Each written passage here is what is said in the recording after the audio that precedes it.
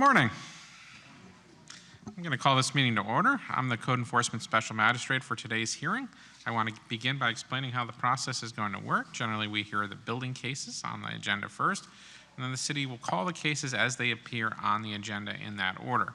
If you've appeared at today's hearing, your case will be called before the cases where no one has appeared, but that's only true if you've signed in. So if you are here and you have not signed in, please make sure you sign in with the officer in the rear of the chamber. Once your case is called, I'm going to ask that you come down to the podium on my right-hand side, which is right over here. The city will put on its testimony and evidence first. You'll have an opportunity to review any of the evidence the city has presented and ask questions of any of the city's witnesses. You will also have the opportunity to testify and present me with your own evidence. Once all the testimony and evidence has been presented, I will make a ruling. I'll enter a written order either today at the hearing or in the next few days, which you will receive a copy of.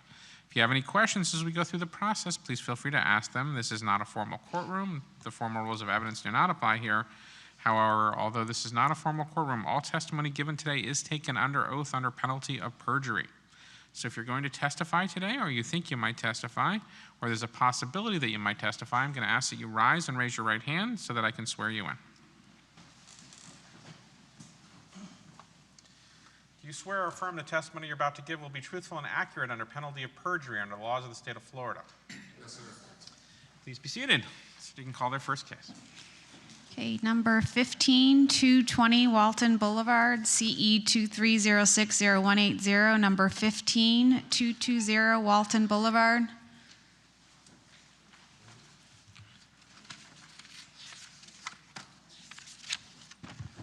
Good morning. My name is Joe Valdez, building inspector for the city of West Palm Beach. The case we have today, the number of this case is CE 230-60180. The address is 220 Walton Boulevard. The violations I observed when I went to this job were interior renovations done without required permits, 105.1, and inspections, 110.3. I issued the violation on 6/9/2023. The notice of violation was mailed on 8/27/25, was posted at City Hall 8/27/2025, and was posted on the property on 8/26/25. Certified mail was delivered, but it was never claimed. What I observed were kitchen cabinets and new bathroom remodels throughout the apartment. There is no pictures because the owner would not let me into the property, but he knows that he did it. We spoke and everything, so he actually, after... How do you know there was a renovation if you weren't in the apartment? Well, there was complaints from all the other tenants in the apartment complex that there was workers going in and out and with materials and everything. But the owner never said that there wasn't, so we spoke. And he has since then secured a permit. That permit number is 2404-1659, and has had, as a matter of fact, inspections done, but they've all failed because there's some paperwork that he needs to take care of. So I have inspectors have been in there and seen the work, and they just haven't passed it? Exactly.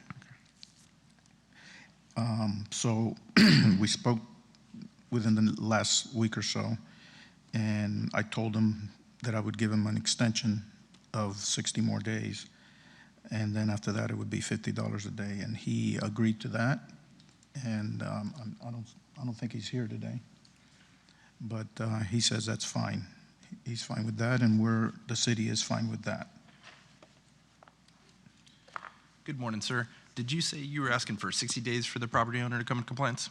Yes, because he's got all his permits. All he needs to do is pass the inspections. And since he just needs to pass inspections, do you believe that's a reasonable amount of time? I think so. Okay, thank you. Special Magistrate, the city would like to enter the case file, including the testimony into evidence. Is anyone here on behalf of the respondent?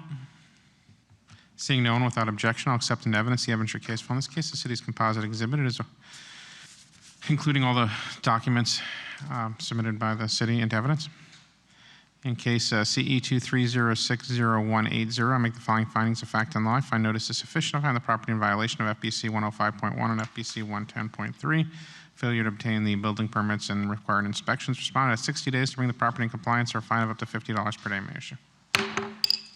Number 16445 Monroe Drive, CEBLD 250300732.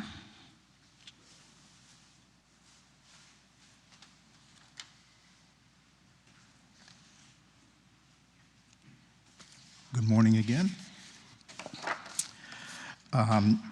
Joe Valdez, Building Inspector. This case number is CEBLD 250300732. The address is 445 Monroe Drive. The violations I observed on the property were new windows and doors being installed and interior renovations. I issued and posted the stop work order on 3/22/25. The notice of violation was mailed, certified mail, 8/27/25, and was posted at City Hall 8/27/25. Was posted on the property also at 8/26/2025. The violations I observed were new windows and doors being installed without the required permits, of course, 105.1 and 110.3, and also interior renovations. Since then, the owner has applied and secured a permit for the windows and doors, 25041443, that permit number, and was finalized at 6/20/2025. We spoke after that, and I told him that he still needed to get the permits for the interior renovations, and he asked me to come by. I met with him. He showed me all the work that was done, and I said that you would have to, get the permits, get a contractor or maybe an engineer to help him out, and he said he would. And he just called me recently, and he said that he's been trying to get someone to help him with this, and he hasn't been able to, but you can go up there. That's him. Good morning. Are you here for 445 Monroe? No, 220 Oh, Walton. okay. 220 Walton? No, we did 220 Walton already. Oh, okay. Excuse me. I'm sorry. Sorry, Your Honor. Okay. Okay, so I spoke to the owner of this property, 445 Monroe, and I came to a conclusion that I would give him another 120 days to secure a permit and to get all the inspections done. I think that's fair enough time, and after that, it would be $50 a day. Thank you, sir. And did you take these photos that we've been shown here Yes. yourself? Yes, And do they accurately depict the property that we're discussing? yes, And do you believe what you've suggested is a reasonable amount of time for the property owner to come in compliance? yeah. Like I said, we spoke, and he seems to agree with me, and I agree with it, and we're fine with that. Thank you, sir. Special Magistrate, the city would like to enter the case file, including the photos and testimony into evidence. Is anyone here on behalf of the respondent, Ricardo Martinez? Seeing no one without objection, I'll accept on evidence the entry case file in this case, the city's composite exhibit. In case CEBLD 250300732, I make the following findings of fact and law. I find notice is sufficient. I find the property in violation of Code Sections FBC 105.1 and FBC 110.3, interior renovations without a permit. Respondent has 120 days to bring the property in compliance or a fine of $50 per day may issue. Number 17314 North Lakeside Court, CEBLD 250300736. Number 17314 North Lakeside.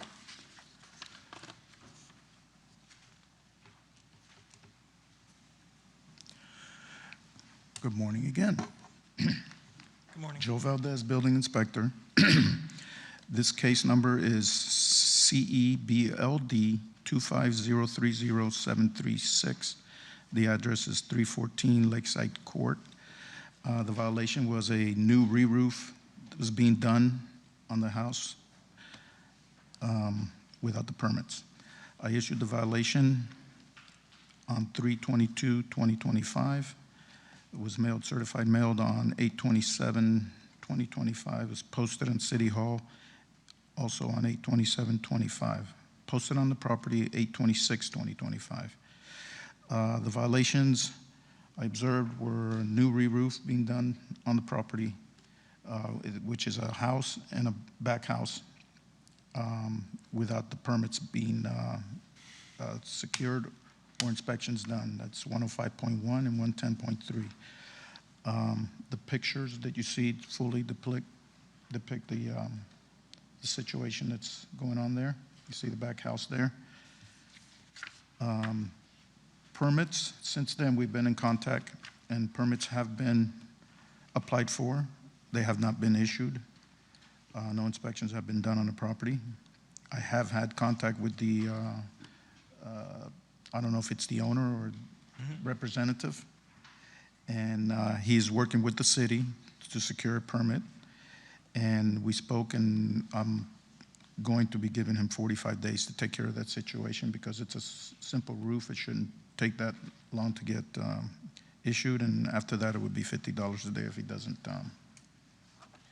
Thank you, sir. Special Magistrate, the city would like to enter a case file, including the photos and testimony into evidence, barring any objection. Yes, that's Sir, can you tell me your name, please? Adam Brown? Adam Brown? Yep. Mr. Brown, what is your position with the owner? I'm one of the managers of the company. Mr. Brown, do you have any objection to the documents and pictures the city would like to put in evidence? No. That objection, I'll accept in evidence the evidence or case file in this case, the city's composite exhibit. No. Mr. Brown, the city says that they want to give you 45 days to get your roof permitted. Is that a sufficient amount of time for you, sir? I think so, yeah. I would like 60 if I could, but 45 if the roofer can get it done. We could do 60. 60 it is. All right, in case EBLD 250300736, I make the following findings of fact and law. I find notice is sufficient. I find the property in violation of FPC 105.1 and FPC 110.3. Failure to obtain a building permit for the re-roofing. Respondent has 60 days to bring the property into compliance, or a fine of up to $50 per day may issue. Good luck, sir. Thank you. Number 183704 Westview, CE 23030263.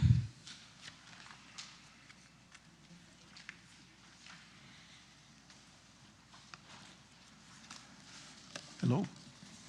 It's me again. It is. Okay. You all know my name by now. So this code case is CE 230300263. The address is 3704 Westview Avenue. The violation was there was an existing rear porch which had a roof on it, and it was altered, closed in to install new windows and doors. And the work was done without permits, of course. And the violation was issued on 3/11/2023, which was a while back, but certified mailed was mailed on 8/27/2025, posted at City Hall 8/27/25, and posted on the property 8/26/25. Certified mail was picked up in 8/27/25. Did they put up pictures?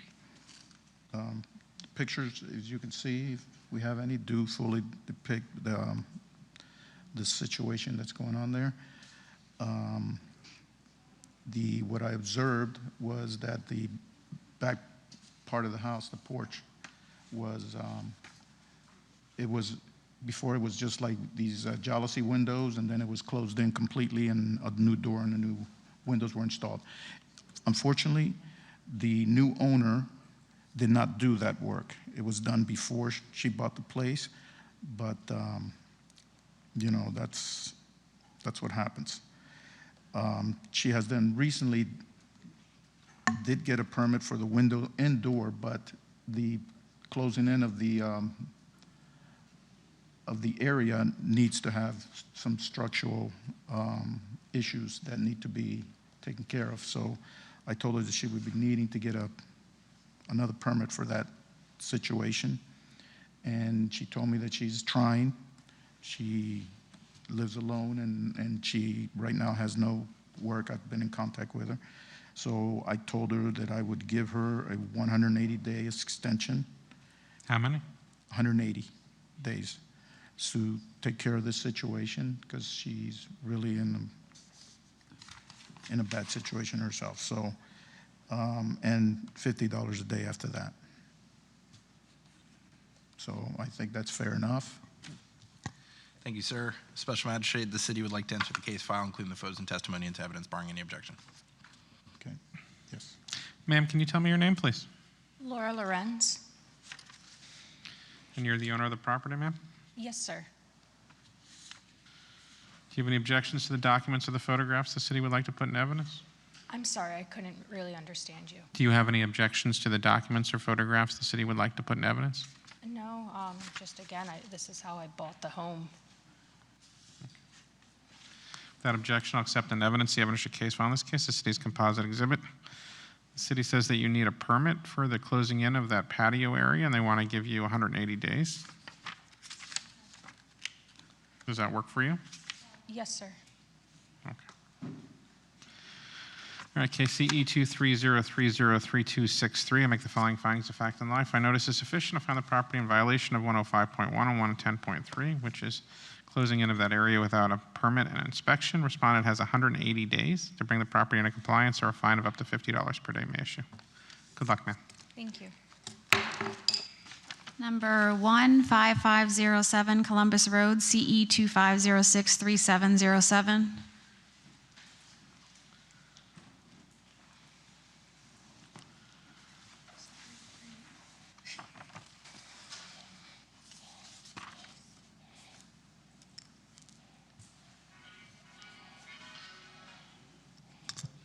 Anytime you're ready, sir.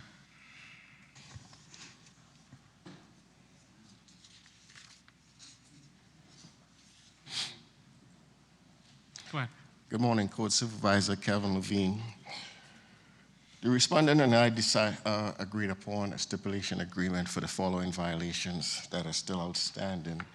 94-442E, landscaping, Swales and Parkway, and 94-71-C, outdoor storage, residential. We agreed to 30 days to come into compliance, or $100 a day thereafter if compliance is not achieved. Ma'am, can you tell me your name, please? Janet DiFederico. Do you agree that the property is in violation and that you can get it completed within 30 days? Yes. All right, seeing that the parties are in agreement, I accept the stipulation of the two parties and issue it as an order of the special magistrate.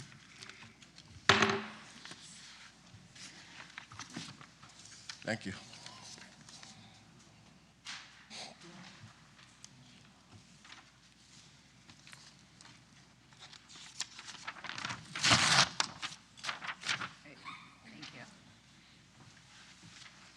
Case number 61311 Australian Court, CE 25073805. Number 61311 Australian Court.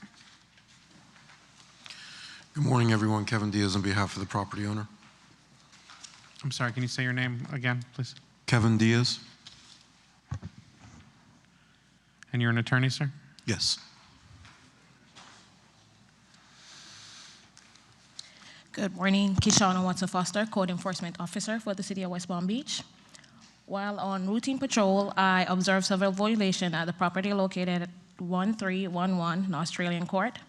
The violation includes section 16-106-L, landscape requirement, sought all bare areas of the front and side. 16-106-A, premises clean and sanitary, pressure clean and wash driveway. 94-71-C, outdoor storage, trailer and buckets that were outdoor. 74-4-C-3, overgrowth, trim grass and weeds. 78-94-C, Swales and Parkway, sought all bare areas. 94-446-2-C, edging, curb and sidewalk shall be edged. 78-6-4, numbering color, use contrast color for the address. I initiated my investigation on July 29. At the time the property was occupied, the city issued a notice of violation which included the violation, my contact information, and provided the notice of today's hearing. This notice was made by certified on regular mail on August 8 by the city clerk. The certified mail was received and signed for on August 13, 2025. In addition, I posted the notice of violation at the property and city hall on August 8, 2025, and I completed an affidavit of posting on that date, which is included in the case file. On September 15th and 16th, I revisited the property and found that it remained out of compliance of section 18-106-L and 78-94-C. Photographs were taken during my initial investigation and the follow-up visits. These photographs accurately and truthfully depict the violation as I observed them. The representative of the property is here today, and I have been in contact with him before, and I did explain also with the tenant the violations and the means to cure them. At this time, the city respectfully requests that the property owner be granted 30 days to comply, if not a fine of $100 a day. Thank you very much. Special Magistrate, well, let me ask you this, actually. Do you believe 30 days is a reasonable amount of time for the property owner to come into compliance for all these violations? More than enough. Thank you very much. Special Magistrate, the city would like to enter the case file, including the photos and testimony, into evidence, barring any objection. Mr. Diaz, do you have any objection? I do, and I think there's a point of clarification. From our conversation yesterday, everything has been cured with the exception of the sod. Correct. That's the only two violations are outstanding are sides, the parkway, the swale area, and the landscape. So it's only sod issues that we're discussing today, correct? Well, And those before are we two get codes. into the nitty-gritty, please state your objection to the documents and photographs. Well, I'm objecting if there's been in compliance as to any issues, and there's nothing to introduce into evidence, no? Okay, I'm going to overrule that objection and enter the documents into evidence. All right, so let's talk about, so the city is saying that there is still sod that needs to be done in the swell, so you're just 7894C and 18106I, is that what the city's Correct, pursuing? and those are all sod related. Okay. Mr. Diaz, the floor is yours. So just for the record, we're only talking about sod, right? So it's only, the request is 30 days for sod, and that's the only problem area we're discussing? That's one of the areas, and in the swale areas as well. Are you saying that small strip needs to be replaced? They all need to be sodden because they're constantly parking there still. There are times I pass by, they're still parking on the sod. So they need to sod and maintain. I mean, originally I came here in good faith, and we've been talking about a lot. I thought the issue was much more severe than what I'm seeing. This qualifies as a complete resod? I don't. That's what the city's position is? You know, for the record, just for clarity, I don't tell you how to bring your property into compliance, whether you think it needs a full resod or whether you think you can fix the sod by planting it in particular areas or seeding it. I don't care. The question is whether or not it meets the standard under the code is the only issue before me. I don't give directions on cures. So a small dead area? All areas need to be maintained. The city is alleging that it's not being maintained and consistent with the code. Yeah, that feedback, I do a lot of these hearings statewide. That feedback to me is incredibly subjective. I think that's in July. That is not the photo that's before us today. My concern is, let's assume I request 60 days. But we're talking about subjective standards. So you're saying if we just fill in that small area, that's it? We're in compliance? Fill in and maintain, yes. Fill in all the sod areas. But that's the point I think maybe council I'm not for the- applying any subjective standard. I'm simply applying the words of the code. That's all I do. Well, this next question is fill and maintain. That's a future act. So how do I get into compliance? Are you saying that this is So it subject needs to to be a filled repeat in. violation? Maybe city council can step in here and provide some guidance. Based on the code officer's testimony and the plain language of our code, we're asking that these areas that are, the city's position is that these areas that are being shown are not up to code. The code officer has said that these need to be sodded. If that's, there needs to be grass growing essentially in these dead areas, and they need to be maintained as such. I would respectfully disagree that this fails to meet any standards concerning grass. However, should the special magistrate disagree with my position, I would ask 60 days to coordinate with the city and to hopefully fully resolve this. But I really don't see a small strip being sufficient to somehow say the grass isn't being maintained. That everybody in the county would then essentially be in violation because there's almost certainly a dead spot in everybody's yard.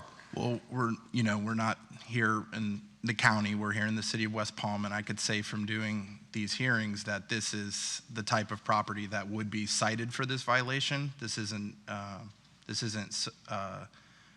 singling out the client that you have, this property singularly. This is the standard, and this is what is routinely done. Mr. Diaz, do you have anything further? No, I voiced my position. I would just hope, A, if it's not considered in compliance, that 60 days be granted. All right, in case CE 25073-805, I make the following findings of fact and law. I find notice is sufficient. I find the property in violation of 7894C and 18106I, failure to maintain the swale and parkways and failure to maintain the landscaping with sod. Respondent has 60 days to bring the property in compliance or a fine of up to $100 per day may issue. Thank you, everyone. Have a great day. Number 27322 North Lakeside Court, CE 25073-896. Number 27322 North Lakeside Court.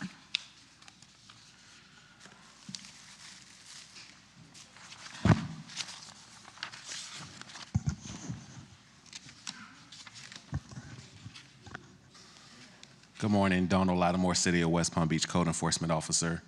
I received a complaint from a tenant or resident at 322 North Lakeside Court regarding the issue with mold, pests, and damages to walls. A certified mold report was obtained confirming the presence of mold, pest, water leak, and damaged walls inside of the property.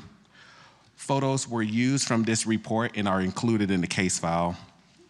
I initiated my investigation on July 24th, 2025, and cited for the following violations: 18102A to exterminate for pests and bugs, 18103C to repair the interior walls, 18103G to repair plumbing fixtures and pipes, 22441 to obtain a rental license, 22-32A to obtain a certificate of use, 94485E to pave the driveway. The city issued a notice of violation to the property owner, which identified the violations, my contact information, and notice of this hearing date. The notice of violation was noticed by certified and regular mail on July 29th of 2025 by the city's clerk, and I posted the notice of violation at the property and city hall on July 29th, 2025. I also completed an affidavit of posting on July 29th, 2025, and it is in the case file. I revisited the property on September 5th, 2025, and met with the owner in person and observed the property not to be in compliance with the following code section. Only code section 94485E, paving of the driveway, is not in compliance. All other violations have complied or been resolved. I took the exterior photographs at the initial investigation. The interior photographs were obtained from the attached mold report at the initial investigation. I took all photos when revisiting the property on September 5th, 2025, and these photographs and mold report accurately and truthfully depict the violations observed during the investigation. The property owner is present, and I have been in contact with the property owner throughout this investigation. Violations were explained, how to comply them, and this special magistrate hearing. Additional time was requested to comply the remaining violation. With that being said, for code section 94485E, the city is requesting an additional 100 days to comply. It does involve obtaining a permit. If no compliance, $100 per day. Thank you, Officer Lattimore. And based on your knowledge, training, and experience, do you believe 100 days is a reasonable amount of time for the property owner to come in compliance for this violation? Correction, 120 days. 120 and I days. spoke with the permit supervisor. He recommended 90 days should be sufficient. I know that there can be some hiccups in the permit process, so the city, 120 days. Understood. Thank you, sir. Special Magistrate, the city would like to enter the case file, including the photos and testimony and evidence, barring any objection. Sir, can you tell me your name, please? Terry Monty, And sir, you're the owner of the property? yes. Do you have any objections to the documents or photographs the city would like to place in evidence? Yes, just regarding, everything is settled except the driveway issue, and I did receive a new driveway permit yesterday, and, but also. Hold on that one the second, pro- sir. I promise I'll let you tell me, but I just need to know whether or not you object to me admitting the documents into evidence. No, all these other things are I know. not All right, understood. hold on one second. All right, I'm going to admit into evidence the evidentiary case file, in this case, the city's composite exhibit. Yeah, my understanding is that, that you brought everything into compliance. The only thing the city is pursuing at this point is the driveway needs to be paved, and I guess you just told me that you've gotten your permit. The city wants to give you an extra 120 days from today to bring that into compliance. Is that a sufficient amount of time for you? No. I have 5 existing permits and now 6 with the new driveway permit on the property because I'm building a new 3-story addition. The driveway as it exists in that photo was approved by the engineer of record, the city plan reviewer, and the driveway inspector when I received the certificate of completion for that small section of that house in the photo there. And so that driveway was approved. But I agree with code enforcement that it needs to have a topping, a paver topping. And the reason that the city approved that driveway as it is, because they knew I was going to add a 3-story addition, and the 30-ton cement truck would completely damage any driveway. And so that's why they permitted it and approved it. And so now I built the 3-story addition. I have now 6 permits, and I just need to finish the driveway when I finish the house because I still have heavy equipment that's going to be driving down the driveway, and it will immediately damage the driveway. How much time do you need? There's another underlying issue. I need to settle this code violation completely because it's holding up a lien mitigation application I have on a 7-year-old lien on my original house that was on the property that burned down 7 years ago. And a lien was put on the house. And I've tried 3 times in the last 3 years to get a lien mitigation hearing to settle that issue. And the reason I need that desperately, really, is because I can't get my final financing to finish my 3-story house, which would settle every issue here. Because it's a blanket lien, it applies to my condo. I've had 2 purchase agreements on my condo, and I have not been able to complete the transaction because of the 7-year-old lien. So I need this lien to be cleared completely so I can get the lien mitigation hearing for the 7-year-old lien. Then I can sell my condo and finish the house. So it's like a log jam that I'm stuck in with this city lien and the 7-year-old and now this city lien. And this driveway permit should be a sub-permit under my master permit. So I need to finish the driveway last. And that could take 6 or 8 months. And then now I need to go and find another buyer for my condo. And I have other final financing that I cannot get because of the 7-year-old lien. So if this Hold on one lien- second. Officer Latimer, do you understand what he's talking about? I do, and I spoke with the permit supervisor in depth today. There are open permits. The previous permit for the driveway was for pavers, and so now the pavers were not added. So a new permit was applied for, and it's in the process of being issued. Per the permit supervisor, all of the outstanding and open permits are exclusive from paving the driveway. Reason being is there has been work completed on the home that after 6 months, to my knowledge, does require an inspector to come back to take a look to see the progress of the work to have the permits remain open. There has not been an inspector back to the home since 2024. So right there is already an issue. We don't know where the work status is throughout the permits. which is why the permit supervisor has recommended that some action be taken forward. We looked at the landscaping permit primarily, that is requiring the possibility of heavy equipment to come through.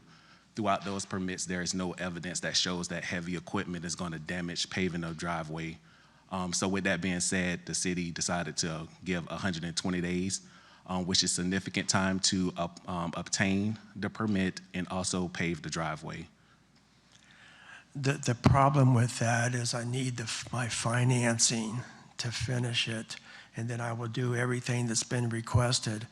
I need to sell my condo and get my final financing to finish everything, including the driveway. So I've spent Mr. a Mone, lot of... I'm not unsympathetic. I understand that these things can be expensive and oftentimes they're difficult to complete. Problem is, I'm not a judge. I have a very limited role, which is I read the code sections and I listen to the facts and I understand and I try to determine whether or not the facts constitute a violation of the code section, and if they do, I give you time to bring them in compliance. I can't really adjust or change the requirements of the code. In this particular case, it's pretty clear that that kind of driveway is not permitted. I can give you time, but I can't excuse you from it. Do you understand? Well, then that's a log jam. That's stopping my financing because I can't get to the 7-year-old lien mitigation hearing until this is settled. Is that correct? That is correct in a way, and let me explain why. Because you can't get to the lien reduction process without complying this case. To comply this case, you just simply need to pave the driveway. If we put all of the other permits that you are referring to on pause, on hold, and pave the driveway, that would comply and satisfy this code case, which will make you eligible for the lien reduction process.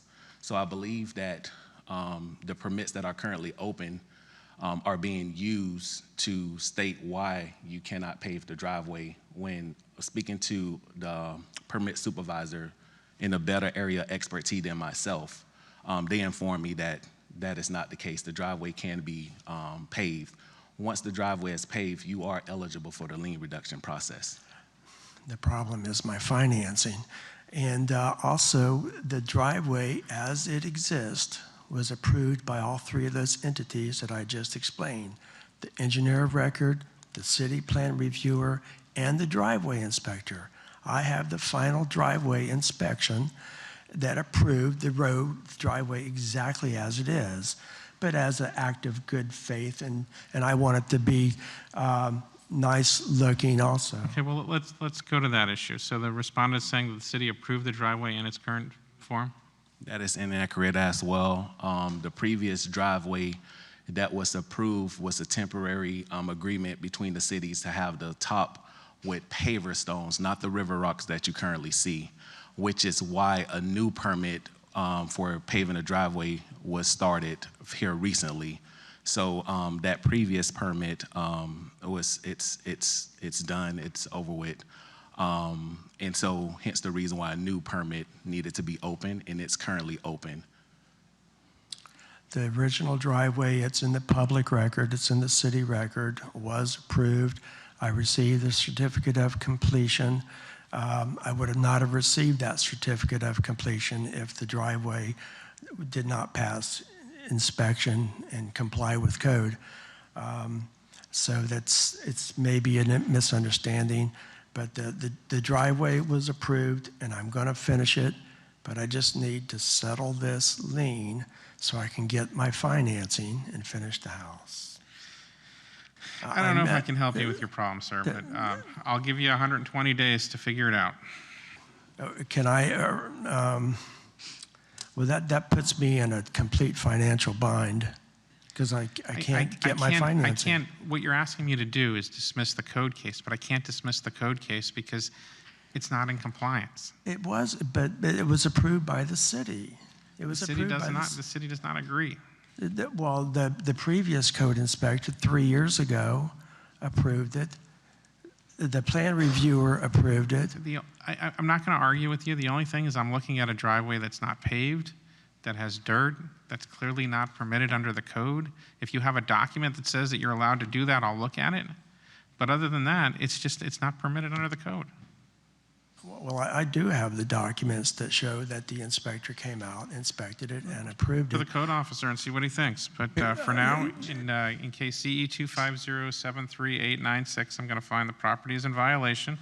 I'll give you 120 days to come into compliance, or a fine of up to $100 per day may issue. Could you at least make it 180 days? I don't know what to do with this because I'm out of, Hold on. How does the city This feel is- about 180 days? I mean, I'm retired, you know, I'm trying to do the best I can. The This is a- 180 days is fine. The thing is that that's just going to continue to push you behind for applying for the lien reduction. Well, I don't know what I'm going to do because I 100 can't, the city I can't agrees get with my 180 All findings. right, I'm not going to solve that today, but I'll give you the 180 days.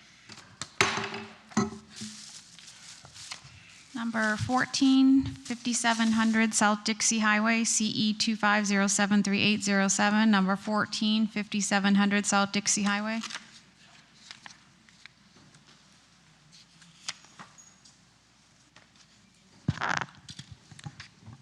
Good morning. Richard Pasmino of City West Palm Beach Code Enforcement. The property at 4615 Garden Avenue was inspected as a result to a complaint from our system. The property was cited on July 10th, 2025. Certified mail was sent out July 14th, 2025. It was signed and received July 18th, 2025. In addition, the property and City Hall were both posted on July 11th, 2025. An affidavit of posting and photos are in the attachments. This property was cited for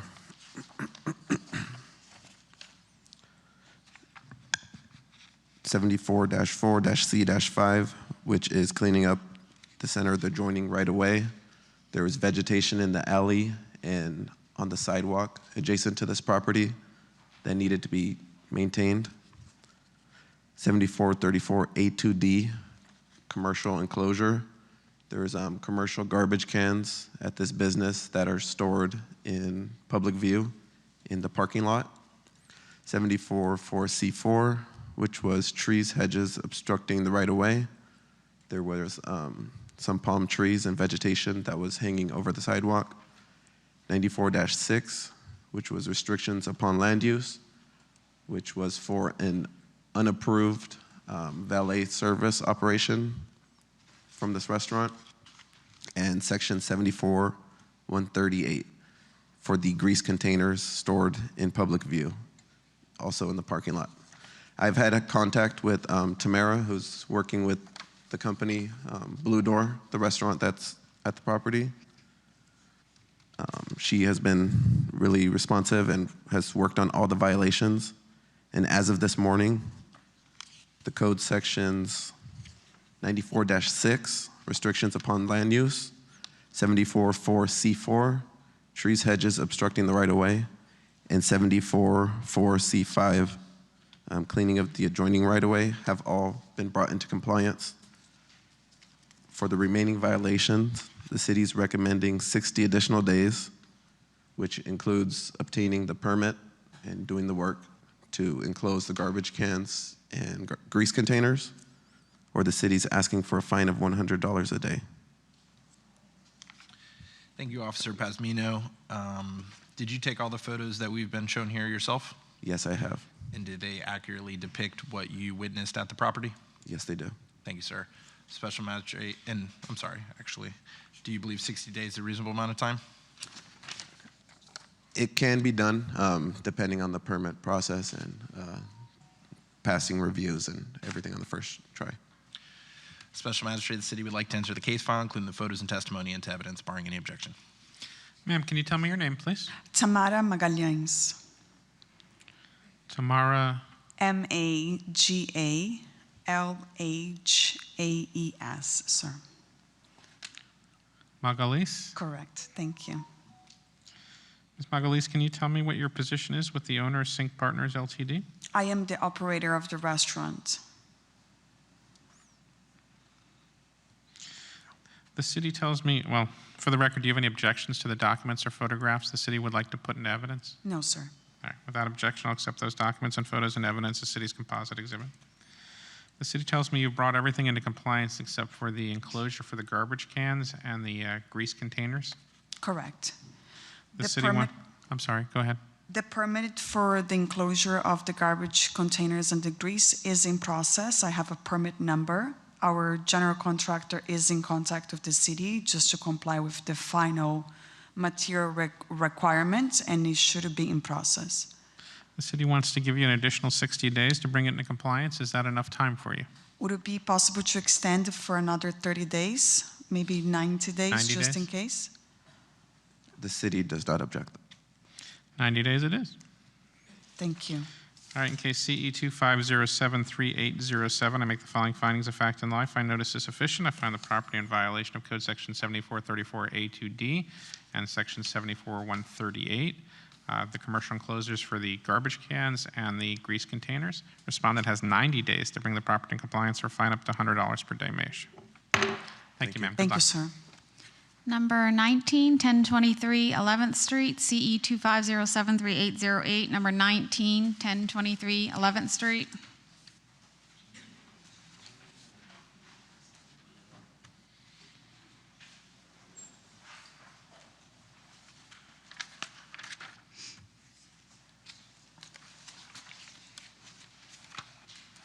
Good morning. Mark Slater, Code Enforcement Officer, City of West Palm Beach. This property was cited on August 12th, 2025. Service was accomplished by certified mail sent on August 18th, 2025. In addition, the property was posted on August 12th, 2025. And I have been in contact with the owner of the property. The remaining violations for the property are 18-103-B, repair fence. I observed a fence that was not in a workmanlike state of maintenance and repair. And they did obtain applied for a fence permit on 9/5/2025. As of September 16th, the property has not come into compliance. Therefore, the city is asking for additional 60 days for them to come into compliance. If they do not come into compliance, the city is asking for $100 per day until compliance is achieved. Thank you, Officer Slater. Did you take the photos that we've been shown here yourself? Yes. And did they accurately depict what you witnessed at the property? Yes. Do you believe 60 days is a reasonable amount of time for the property owner to come in compliance for the outstanding violation? Yes. Thank you, sir. Special Magistrate, the city would like to enter the case file, including the photos and testimony and evidence, barring any objection. Ma'am, can you tell me your name, please? Ella Davis. And you're one of the owners of the property, ma'am? Yes. Ms. Davis, do you have any objections to the documents or photographs the city would like to put in evidence? No. Without objection, I'll accept those documents and evidence, the city's composite file. The city is alleging that you have a fence in disrepair, and they want to give you an additional 60 days to bring that into compliance.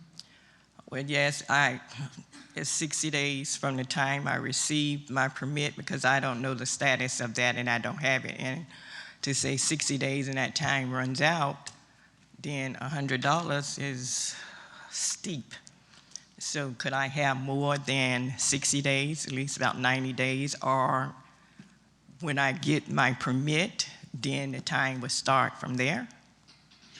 Well, I can't make it for when you get your permit because I don't know that's a date certain. I can't write an order for that. But I think 90 days is not unreasonable. What's the city's position on that?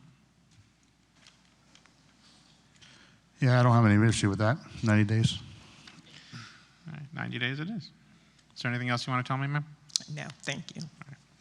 All right, in case CE 25073808, I make the following findings of fact and law. I find notice is sufficient. I find the property in violation of 18103B. The condition of the fence is in disrepair. I give the respondent 90 days to bring the property in compliance, or a fine of up to $50 per day may issue. Okay, thank you. Thank you. Number 24, 1104 State Street, CE 25073902. Number 24, 1104 State Street.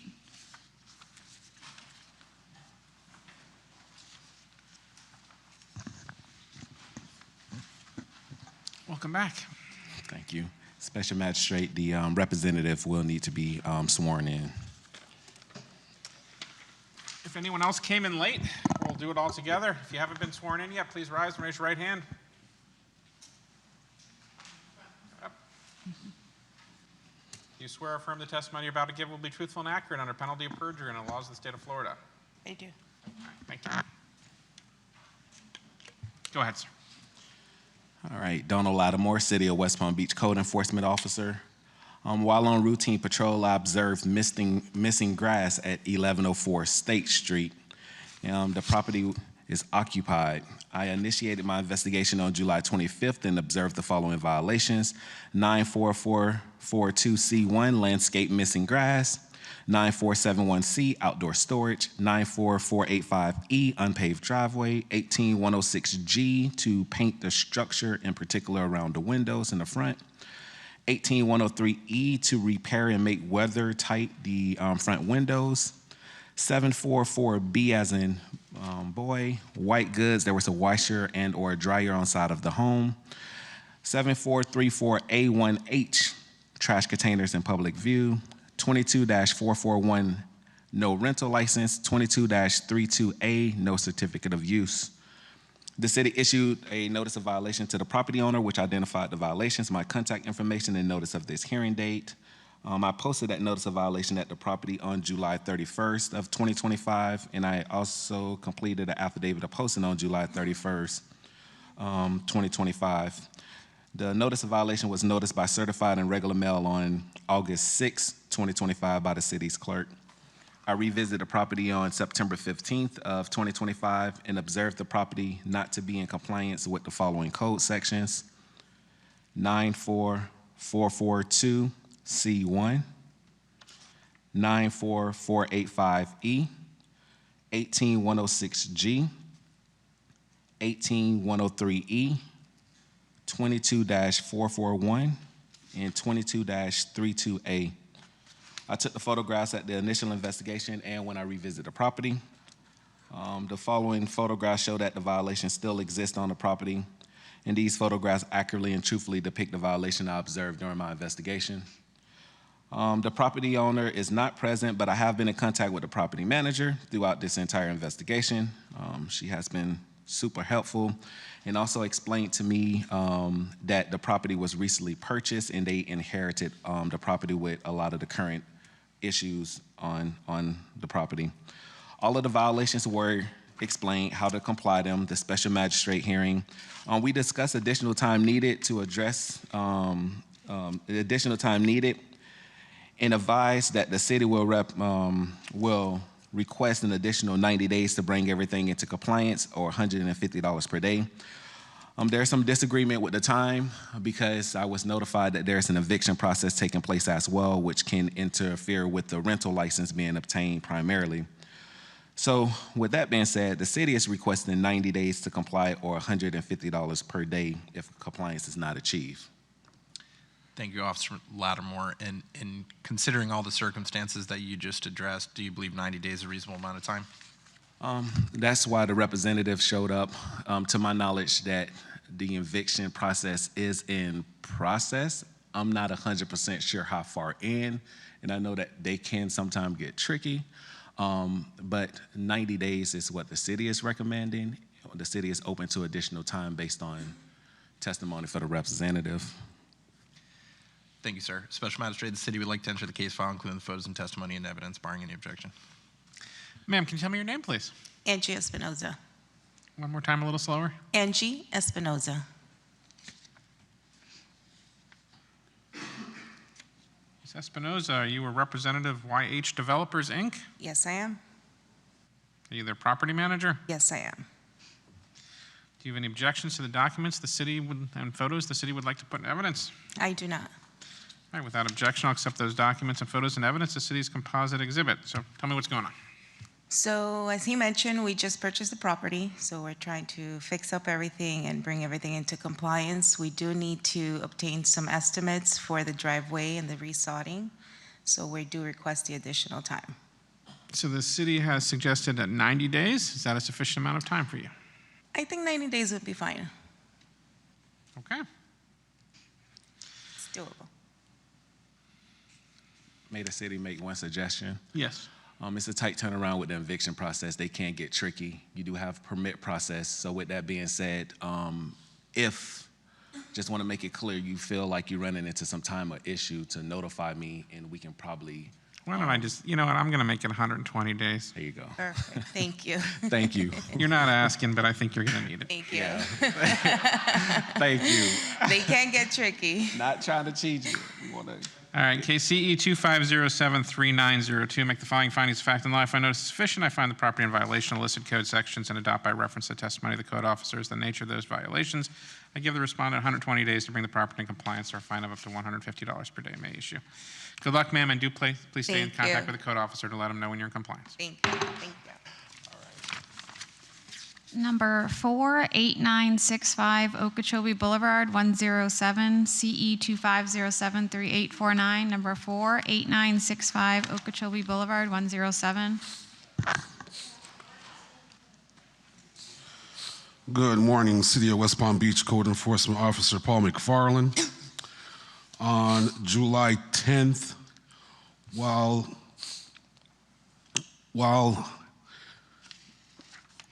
conducting a rental inspection at the property at 8965 Okeechobee Boulevard, Unit 107, I observed a few violations while conducting that inspection. I then cited the property for 18102-3, requiring screens, 18-103-I, conditions of equipment, replacement of the stove that's in the kitchen. I also cited for 18102-2, clean and sanitary. The condition inside that unit was deplorable. As you can see with some of the photos, property wasn't being maintained. Carpets are deplorable. There was a putrid odor throughout that unit when I did the inspection. So I would like to see the property cleaned up in a manner to where that odor is removed. Property was also cited for 22-441 rental license violation. Property was also cited for 22-32-A certificate of use. In addition, the property was also cited for 18-103-G, the condition of the plumbing to the tubs in the master and guest bathroom in need of some repair there. The property, as well as City Hall, was posted 9/4. Certified mail as well as regular mail was sent out July 18th. Certified mail was signed for 9/12. I have been in contact with the property manager. I did make contact with the owner today. With that being said, city's requesting 60 days to bring the property into compliance. Also with a reinspection of the unit to ensure that all violations have been cured. If not cured within 60 days or reinspection within 60 days, city's recommending $200 a day until compliance is achieved. Thank you, Officer McFarland.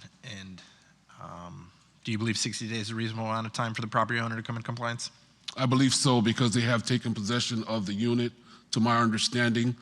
So they should be inside now, curing those violations. So it should be plenty.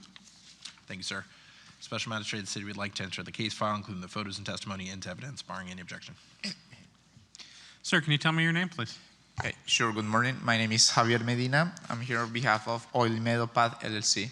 I'm sorry, can you tell me your name again a little slower? Sure. Javier Medina. Mr. Medina, what's your position with the owner? I'm the property management.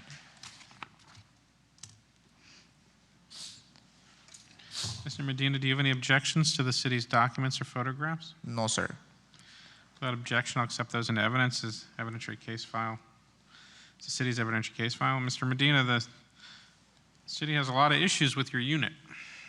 Yes, sir. So the tenants that were at the unit were there for a while, a couple of years. They never told anything about the status of the property to the management. When there were some inspections being made, they never complained about, not by the city, but our inspectors, like the management's contractors or the supervisor of maintenance. And we didn't know that the unit was at that state when they were there, because they never complained about anything.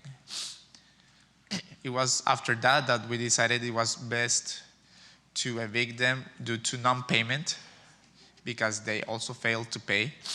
And we decided to get in accord with the city's violations. The city wants to give you 60 days to bring this into compliance? Yes, sir. Is that a sufficient amount of time? Yes, sir, it's sufficient. Okay. All right, in case CE 25073-849, I make the following findings of fact and law. I find notice is sufficient. I find the property in violation of the listed code sections. I adopt by reference the testimony of the code officer as the nature of those violations. I hereby give the respondent 60 days to come into compliance, or a fine of up to $200 per day may issue. It's important that you let the code officer know when you bring the property into compliance, because the fine could be substantial if you don't get there. Yes, sir. Thank you. Number 13735 Selkirk Street, CE 250-83984. Number 13735 Selkirk Street.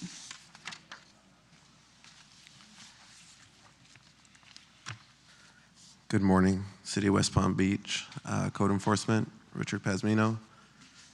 The owner is here with someone to translate. She speaks Spanish, so I'd like to go a little bit slower. This case, the case at 735 Selkirk Street, was a result of a neighbor's complaint, which resulted in a repeat case. I think stop there and let her translate. Hold on, let her translate. Oh.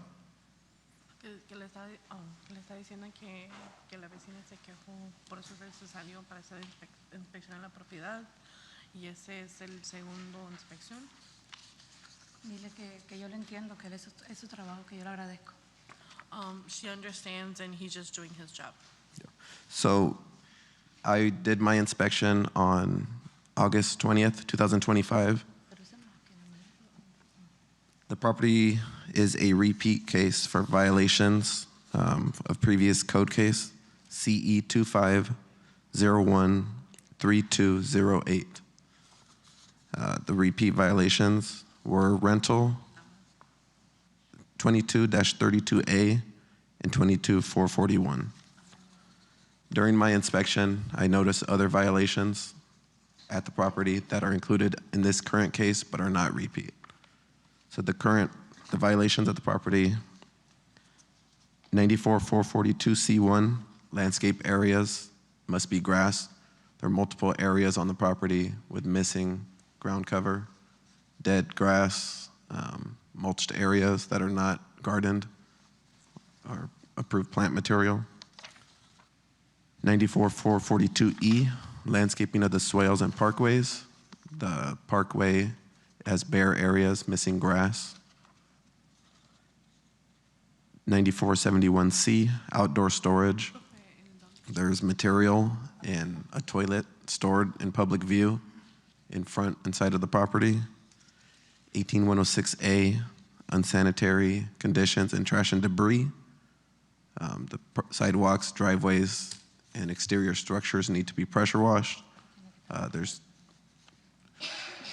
like rotating trash and debris since it is a sidewalk attached to the property. 78-1, obstruction of the right-of-way. There was a vehicle parked across the sidewalk, blocking use of the sidewalk. 94462E, edging. That's a vegetation growing over the sidewalk. 18106B, excessive growth for all vegetation that's overgrown, including the trees, palm trees, hedges, bushes, grass and weeds. And the 2635B is for the repeat violations from that previous case I mentioned. Certified mail for this code case was mailed out September 2nd. In addition, the property and City Hall were both posted on August 27th. My photo of posting, affidavit of posting, are both completed and attached to this file. I have had, so when I did my first inspection, where I observed the repeat violation on August 20th, I made contact with the person in the main house who said that he was the son and his mom was renting the property. That previous case, the owner submitted an affidavit of non-rental saying that she would not rent the property, the certificate of non-rental residential property. Monique, there's a file in there that with all the documents for the repeat violations. If you want to go over that. Right there, no, down one. Down one. No, down one. Oh, right there. The first one, yeah, that one. Yeah, so the man in the property said that his mom was renting the property. I reached out to the owner. I spoke with her over email. She's here today. She explained that the person living there is her friend, an employee who's occupying the house. There has been no changes to the exterior violations as seen in the photos. So the city's asking to find the property as a repeat violation of 22-441, 2232A, and for a $200 a day fine to start from the first day of observance, which was August 20th, 2025. And for the remaining violations, the city's asking for 21 days to comply those, or we're asking for a fine of $100 a day. Thank you, Officer Pazmino. And do you believe that this is a reasonable amount of time for the property owner to come in compliance for these violations? Yes, most of them are landscape issues, pressure wash maintenance, property maintenance issues. Special Magistrate, the city would like to enter the case file, including the photos and testimony, into evidence, barring any objection. Officer Pazmino, which sections are repeat violations? The repeat violations are 2232A and 22441, the rental license and certificate of use required. And as of this date, there is no rental license or certificate of use? No, so the history of the property is that she purchased it as a multi-family property. Through the history and through the searching and investigation, it was found out that it can only be a single-family home.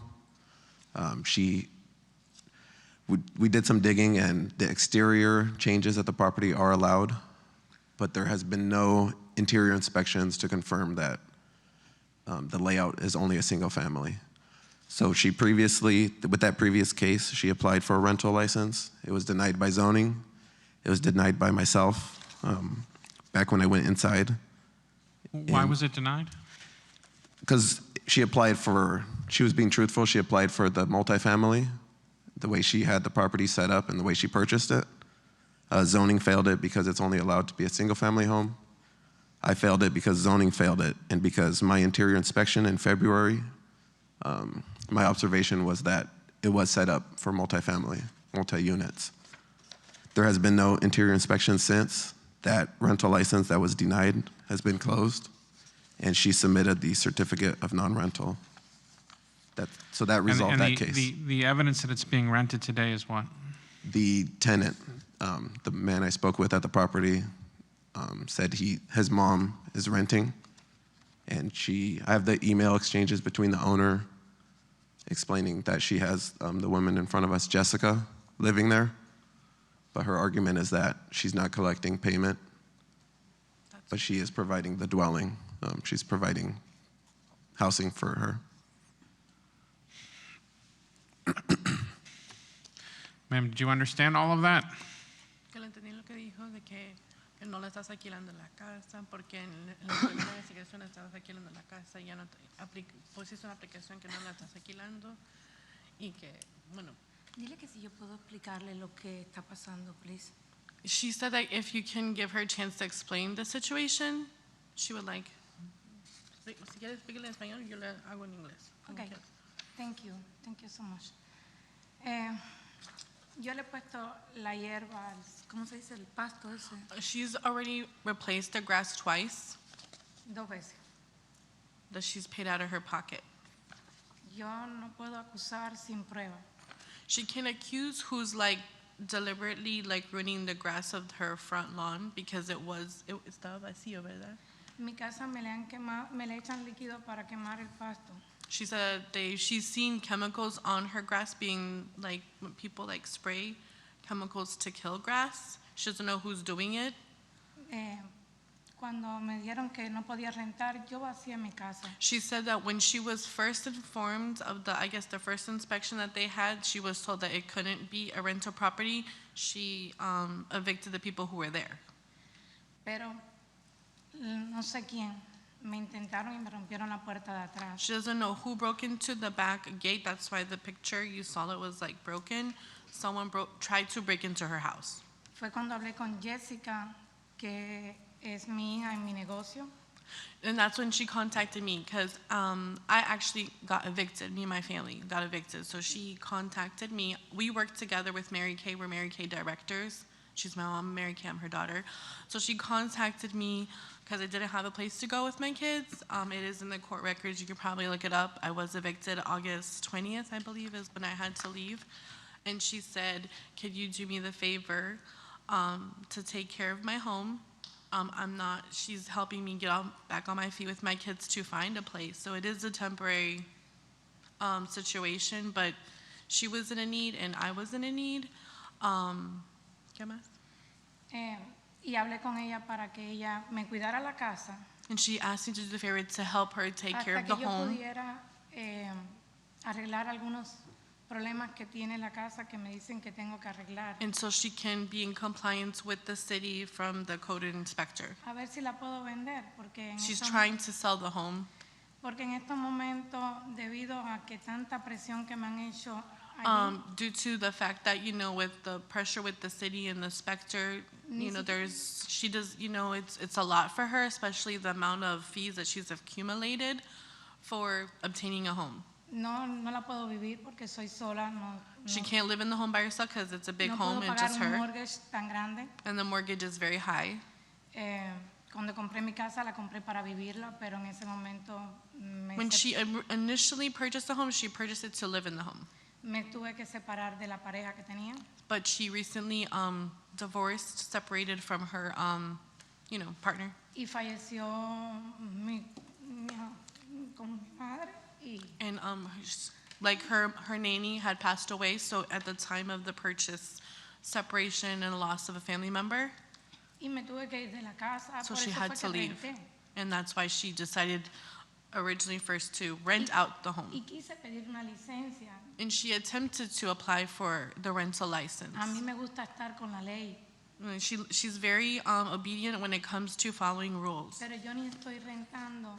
But right now she Y yo currently isn't vivo renting. limpiando eso.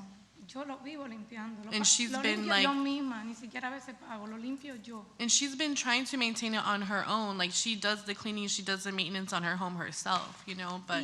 Y ya le puse de nuevo, nuevamente. And we le puse- just, me and her just finished planting new plants in Le the volví front a sembrar. yard. We cut down the trees. So we have been maintaining it. She did take pictures yesterday. We were up late last night trying to make sure it was, Ay, sorry. in ordinance. Sorry. Le volví a sembrar más, a ver si con las maticas, ahora a ver si no me la queman. So she planted these organic plants, but we don't know if, they'll attempt to, kill them again. Let me circle back to the, Ya yo no sé por qué esa hold on one second. The rental license.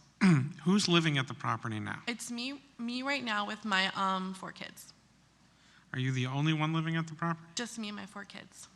And my dog. Is there any reason they couldn't obtain a rental license just for because that's single family, right? So I haven't been in the interior. The building inspector couldn't tell me if they went inside and noticed any changes that would need to be permitted. Because the concern was that there was work done without a permit to convert it to multifamily. So if the interior is done correctly and set up by permit for single family, then she should be able to apply and obtain a rental license. I don't know the scope of the interior, like what was done to unpermitted to make it multifamily. I tried to get the building department. They focused on the exterior stuff. Yeah, I've been trying to work with her. She was really responsive, and she's done. And just like, I mean, if you would like to inspect the inside, just let me know. I'd be happy to.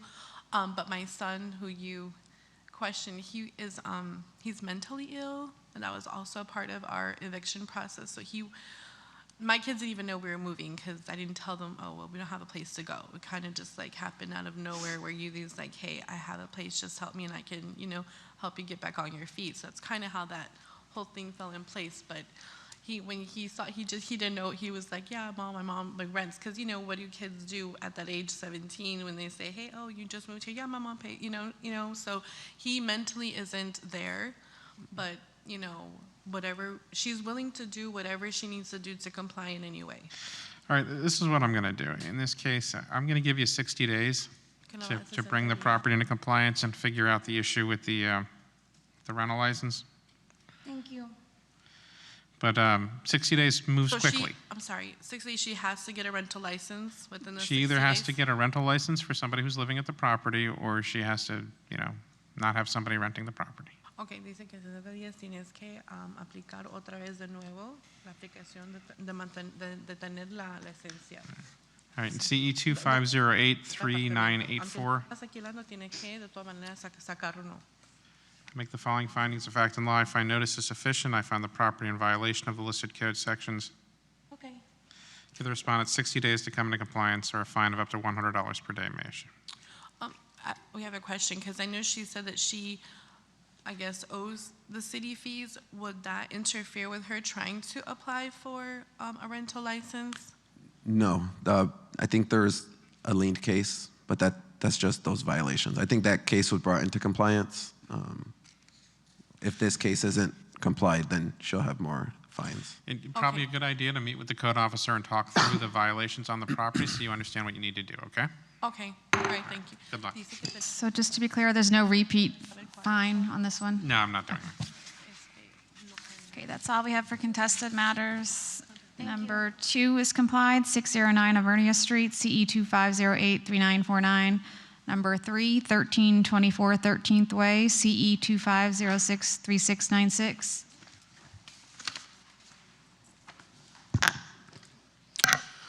Good morning, City of West Palm Beach Code Compliance Officer Paul McFarland. On June 13th, while conducting a rental license inspection at 1324 13th Way, I observed violations of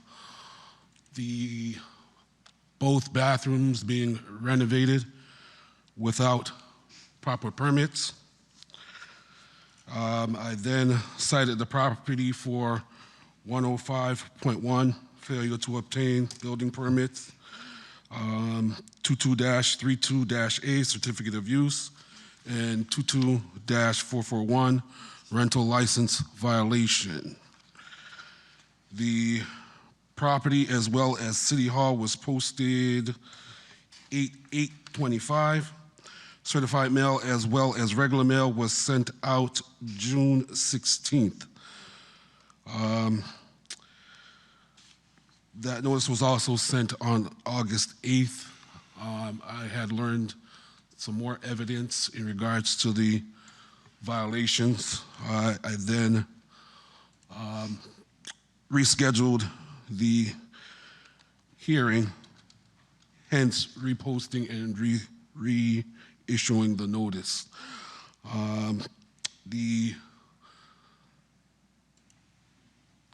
That mailing was signed for on June 20th as well as August 13th. I have been in contact with the counsel for that said property owner, and I've also been in contact with the contractor hired to pull the required permits. They are requesting additional time to get the permits submitted. With that being said, city's requesting 120 days to obtain the permits that are required for the remodel, or $200 a day until compliance is achieved. Thank you, Officer McFarland. And do you believe 120 days is a reasonable amount of time for the property owner to come into compliance? Yes, they're in the process of submitting those permits. Special Magistrate, the city would like to enter the case file, including the photos and testimony into evidence. Is anyone here on behalf of the respondent? Seeing no one without objection, I'll accept that evidence. The evidentiary case file in this case consisting of the photos and documents submitted by the city. So there's a missing building permit, a certificate of use, and a business tax receipt. Yes, they have not obtained the rental license due to the failure of the inspection with the unpermitted work within the unit. So once permits are issued, it'll comply the inspection. And then they can get their business tax? Correct. Okay. So 2 birds, 1 stone. How often is the case? In case CE 250636696, I make the following findings of fact and law. I find notice is sufficient to find the property in violation of the listed code sections. Adopt by reference the testimony of the code officers the nature of those violations. I give the respondent 120 days to come into compliance or fine of $200 per day may issue. Thank you. Number 5, 1718 37th Street, CE 25073897.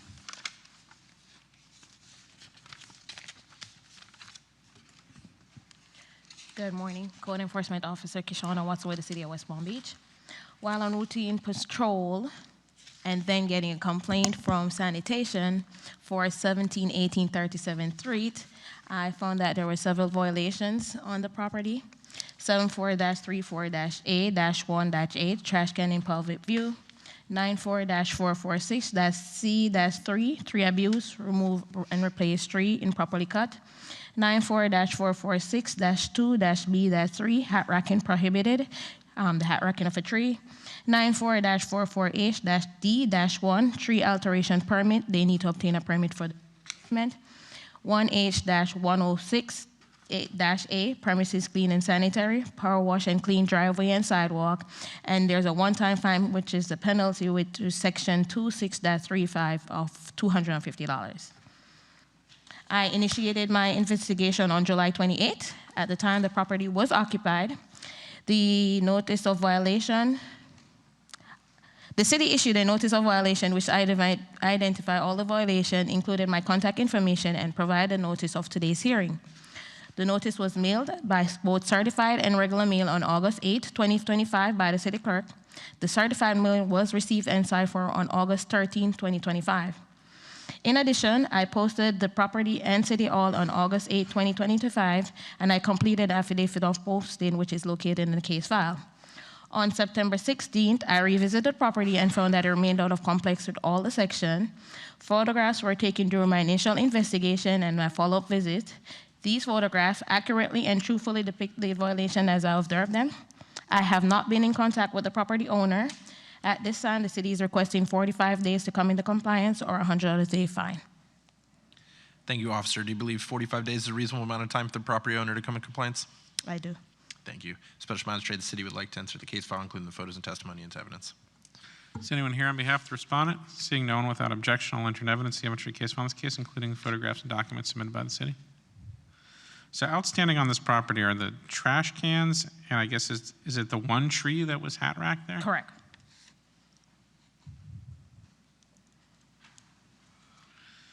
And And also, compliance they for also the have hat the rack driveway tree and is, sidewalk and clean. what is compliance for the hat rack tree? So they'll need to obtain a permit, and they'll also have a one-time fine. So they'll need to obtain a permit to replace it. Is that for the tree abuse? Correct. And you've had no contact with the owner? No, I have not. All right, in case CE 250738897, I make the following findings of fact and law. I find notice is sufficient for the property in violation of the listed code sections, specifically the trash cans are in public view and the damaged hat racking and tree abuse to the tree. Respondent shall come into compliance by paying the tree abuse fine and removing the trash cans from public view within 45 days, or fine of up to $100 per day may issue.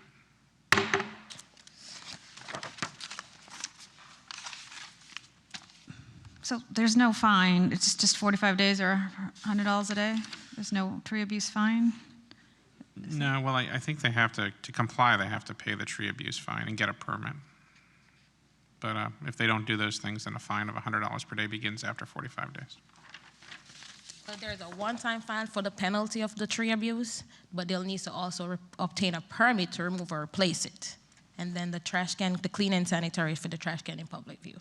I think the problem on the agenda, the 2635 isn't listed.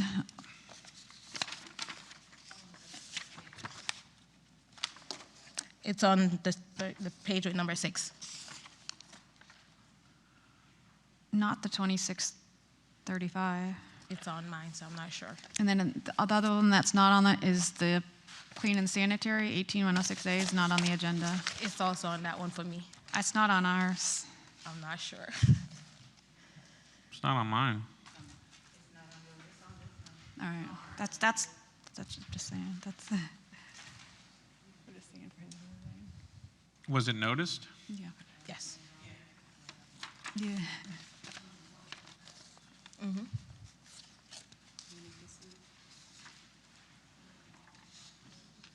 The agenda. Yeah, I don't know about that one.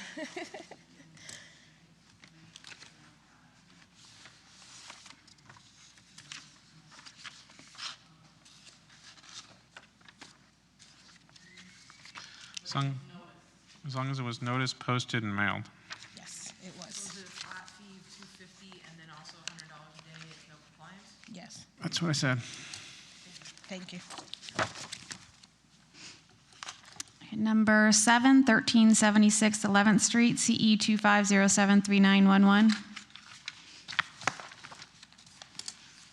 Good morning. Code Officer KT Weaver with the City of West Palm Beach. While patrolling in my zone, I observed several violations at 1376 11th Street.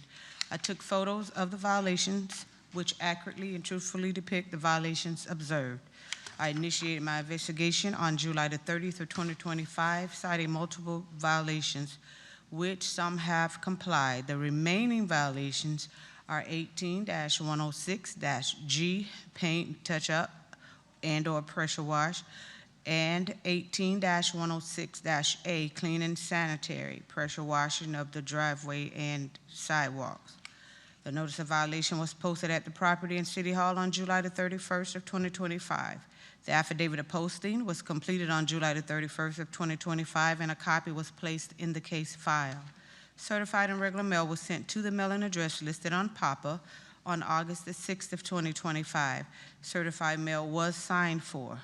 I revisited the property on September the 16th of 2025 and observed the property still in violation of 18-106A and 18-106G. Reinspection photos were taken on September the 16th of 2025 showing the remaining violations, and they were uploaded to the case. I have had contact with the property manager, Ms. Lisette Ludmere, who is in agreement with the city requesting an additional 30 days or $100 a day until compliance is achieved. Thank you, officer. And do you believe that's a reasonable amount of time for the property owner to come in compliance? Yes, sir. Thank you so much. Special Magistrate, the city would like to enter the case file, including the photos and testimony and evidence. Is anyone here on behalf of the respondent? Seeing no one without objection, I'll accept an evidence the arbitrary case file in this case, including the documents and photos submitted by the city. As city's composite exhibit, how many days did you agree with? 30. 30 days, and what was the fine? $100. And so the only two issues here are the clean and sanitary and the paint? Yes, they're very minor. They have done the bulk of the work. And so she's going to be sending someone else out there to finish it, but 30 days is more than sufficient. What are those two things, just so that I have them on record? They did touch up the body of the house with the painting, but they didn't do the trim and fascia, so that area, and then they did most of the sidewalks, but then they left a small portion, why, I don't know why, but, so she was, I did inform her of the area, sent her pictures, so we'll be sending someone out. Okay. All right, in CE 250739111, I make the following findings of fact and law. I find notice is sufficient from the property in violation of 18106A and 18106G. I adopt by reference to testimony of the code officers the nature of those violations. Respondent has 30 days to come into compliance or fine of $100 per day. May I issue? Number 8807 North Australian, CE 25084013. Good morning again, Code Officer KT Weaver with the City of West Palm Beach. While patrolling in my zone, I observed a rental sign at 807 North Australian Avenue on July the 11th of 2025. The property was unoccupied at the time. I took photos of the violations which accurately and truthfully depict the violations observed. I initiated my investigation on July the 30th of 2025, citing multiple violations after the property was occupied. The violations being 22-441, rental license, and 22-32-A, obtaining the COU. A notice of violation was posted at the property and City Hall on August 29th of 2025. The affidavit of posting was completed on August 29th of 2025, and a copy was placed in the case file.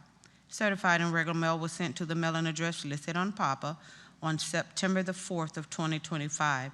Certified mail was returned. Currently, the rental license and COU were applied for on September the 11th of 2025. The application is awaiting a review from zoning and planning and the property to be inspected. The property is still in violation of 22-441 and 22-32A. I have had contact with the property owner's daughter, Ms. Regina Daniels, who has been given the authority to handle this matter by her mother, Ms. Dolores Daniels. Ms. Daniels is in agreement with the city requesting an additional 30 days or $100 a day until compliance is achieved.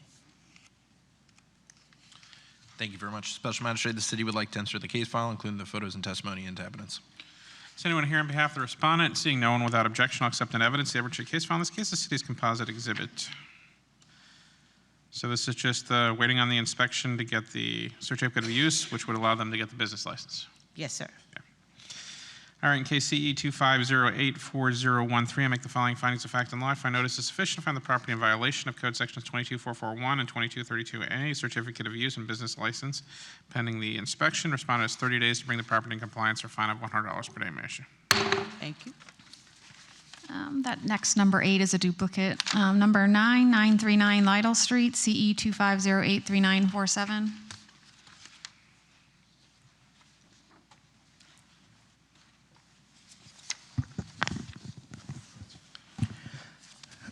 Good morning, Officer Forestier, West Palm Beach Code Compliance.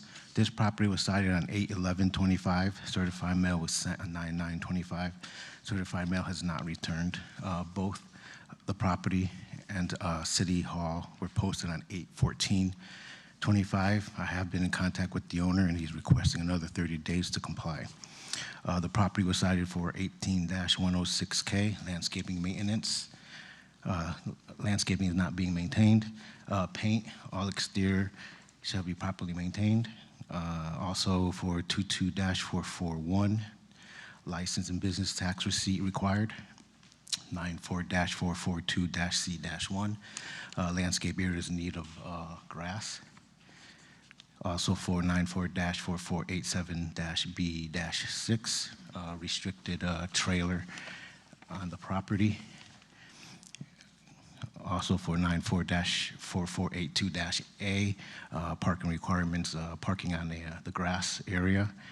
And also for 22-32-A, certified use as required. All photos truthfully and accurately depict what I observed at the initial inspection. And the city is requesting an additional 30 days to comply. The city requires $100 a day after if not complied. How many days? I'm sorry? Did you say 30 days? 30 days. And what was the fine you were seeking? 100. Sorry, Counsel. Thank you. Officer Forster, Did you take all these photos that we've been shown here yourself? Yes. And do they accurately depict what you witnessed at the property? Yes. Thank you. Special Magistrate, the city would like to enter the case file, including photos and testimony into evidence. Is anyone here on behalf of the respondent? Seeing no one without objection, I'll enter evidence the arbitrary case file in this case, including the documents and photographs submitted by the city. So we got landscape maintenance. I guess the landscape grass issue is because they keep parking cars on it. Yes.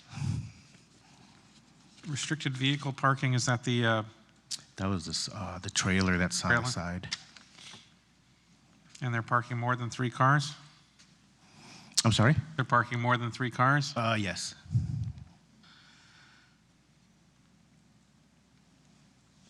And, I guess the paint is just the cleaning of the exterior there.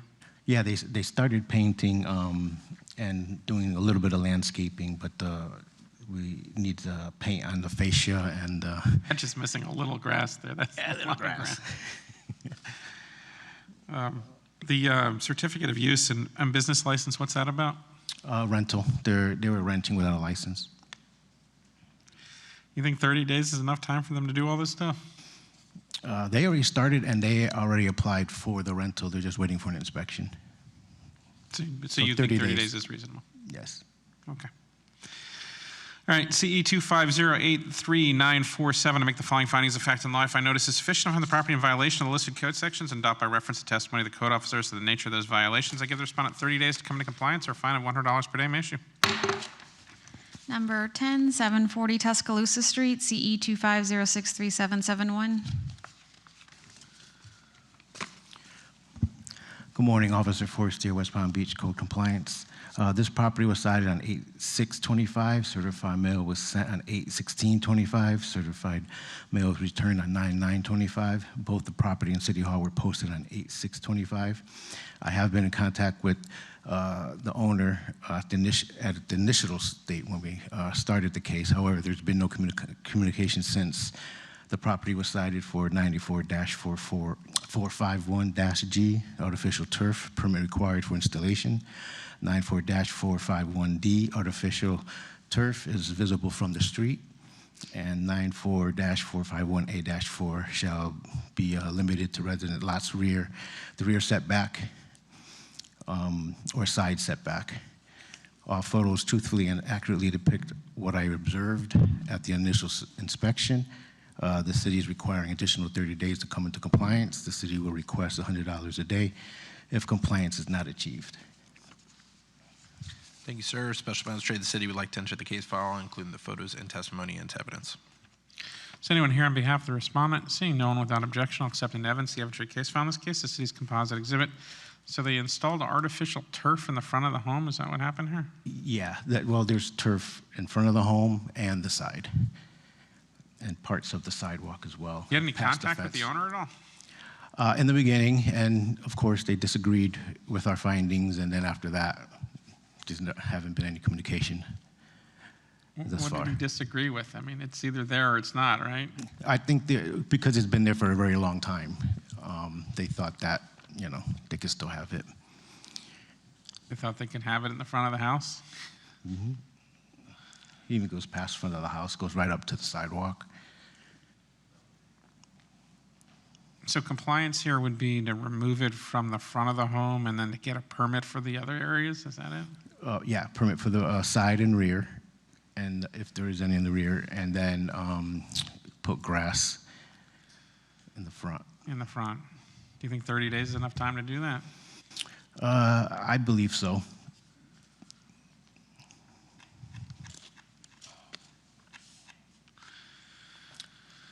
All right. In case CE 250637771, I'm going to give them a little bit more time. Okay. I find the property, I find the notice is good and sufficient to find the property in violation of 95451G, 95451D, and 95451A4, which is the artificial turf. I'm going to give the respondent 45 days to bring the property in compliance or a fine of up to $100 per day may issue. Number 11, 143 Roosevelt Place, CE 25083924. Good morning, Officer Forestier, West Palm Beach Code Compliance. This property was cited on 8/1/25. Certified mail was sent on 9/9/25. Certified mail was returned on 9/15/25. Both property and the City Hall were posted on 9/4/25. And I have been in contact with the owner when initial inspections began, and also before pre-hearing, I did a pre-hearing inspection. This property was cited for 74-4-C-1, hazardous trees, physical condition, dead palms. All photos truthfully and accurately depict what I observed at the initial inspection.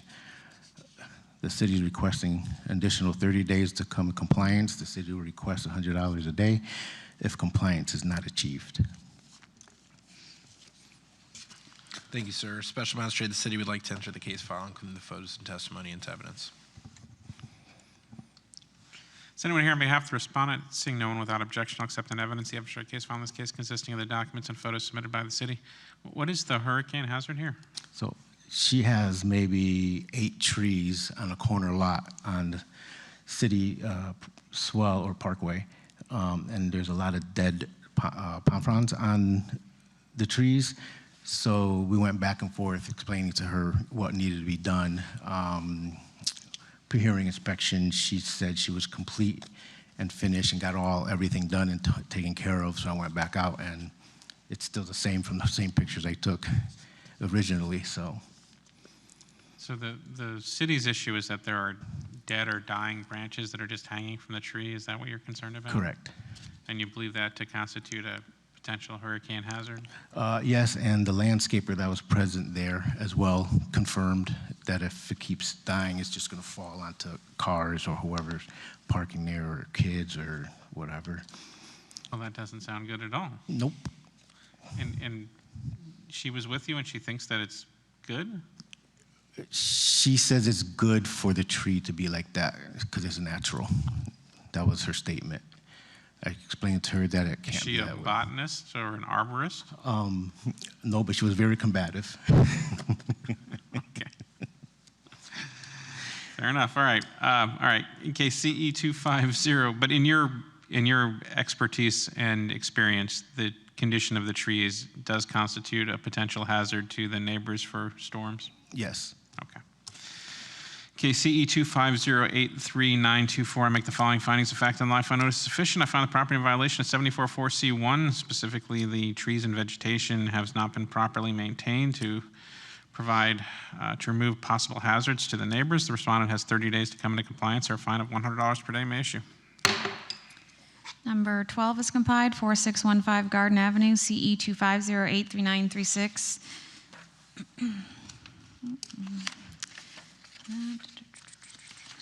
Number 20, 3001 North Flagler Drive, CE 25073-901.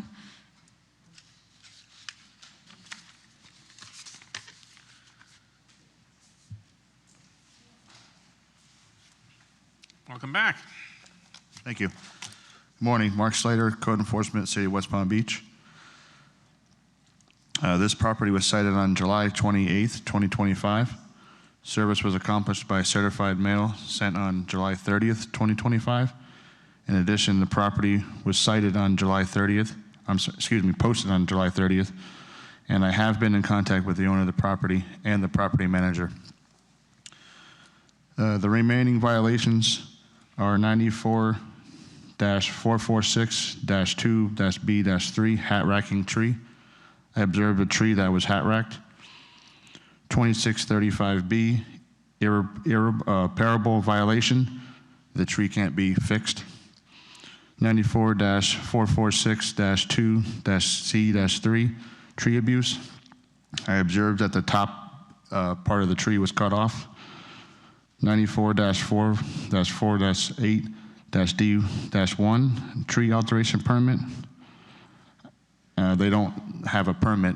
They didn't apply to have the tree removed. As of September 16th, 2025, the property has not come into compliance. Therefore, the city is asking for an additional 90 days for them to come into compliance. If they do not come into compliance, then the city is asking for $100 per day until compliance is achieved, and $250 of a one-time fine for the tree that was hacked. And as of August 6, 2025, I looked in the system and they did apply for a tree alteration permit. And as of right now, it's at 45% complete. Thank you, Officer Slater. Did you take the photos that we've been shown here yourself? Yes. And did they accurately depict what you witnessed at the property? Yes. And do you believe 90 days is a reasonable amount of time for the property owner to come in compliance for the outstanding violations? Yes. Thank you, sir. Special Magistrate, the city would like to answer the case file, including the photos and testimony into evidence. Is anyone here on behalf of the respondent? Seeing no one, without objection, I'll accept an evidence the evidentiary case file in this case, the city's composite exhibit. So you're asking me to assess them a one-time fine of $250 for the hat racking and tree abuse because it's irreparable, and you want me to give them 90 days to get their tree alteration permit? Yes, they've applied. They just haven't received the permit yet. Okay. And where's the tree in question that they damaged? It's on the side of the driveway.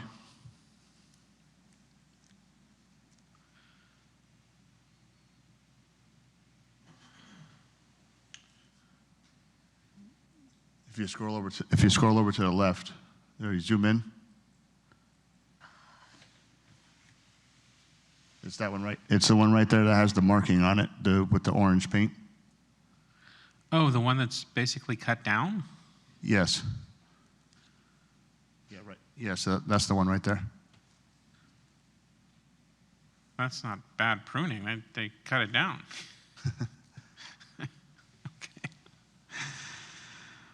Okay.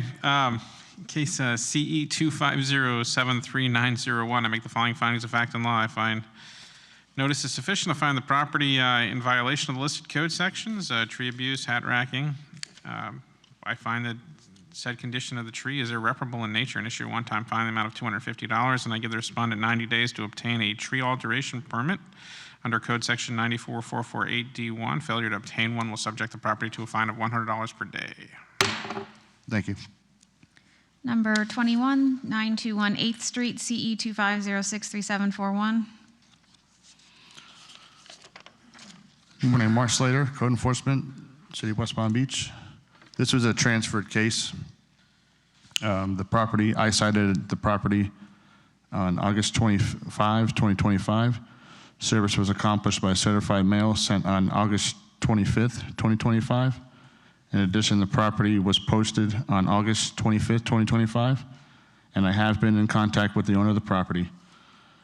The remaining violations is 18-265 boarding certificate, 74-4-C-4 overgrowth in the alleyway, and it's obstructing the alleyway, and what I observed was overgrowth in the alleyway. As of August 16th, the property has not come into compliance. Therefore, the city is asking for an additional 60 days for them to come into compliance. If they do not come into compliance, then the city is asking for $100 per day until compliance is achieved.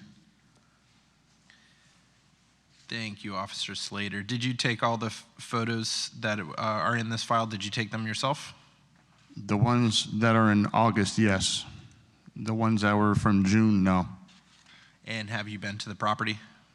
Yes. And do you believe all the photos, even the ones that were taken before, accurately depict the property that you visited? Yes. And do you believe 60 days is a reasonable amount of time for the property owner to come in compliance? Yes.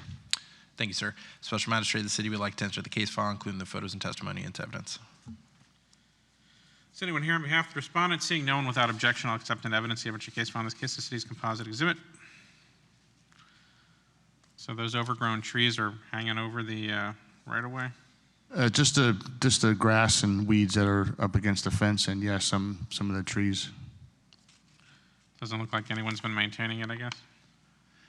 They, as of yesterday, they did cut the backyard, but they didn't. The owner said that he's going to take care of the vegetation once they've finished. They're going to be, the reason why the boards are up there, they're going to be putting in wall units, and he's afraid that someone's going to steal them, so that's why he hasn't put them up yet, and he's waiting on electrical inspection. And you said you thought 60 days was a reasonable amount of time? Yes.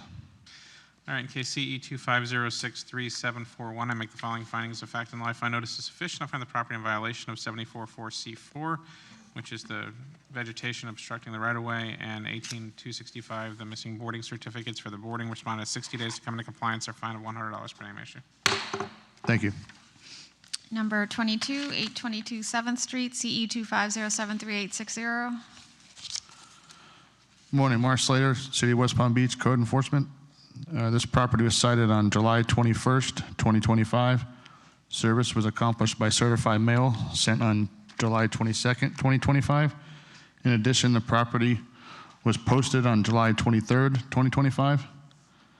The remaining violation is 94-445-4-I, prohibited tree. I observed an Australian pine tree on the property. As of September 16th, the property has not come into compliance. Therefore, the city is asking for an additional 30 days for them to come into compliance. If they do not come into compliance, the city is asking for $100 per day until compliance is achieved. Thank you, Officer Slater. And as we're pulling up the photos now, did you take the photos here yourself? Yes. And do they accurately depict the property that you're discussing here today? Yes. And how do you know that it's an Australian pine tree that you're citing them for? I talked to our arborist. She's not present today. And I also scanned it on a Google Chrome, and that's what I observed. And I have something I'd like to present. Okay. Care to look?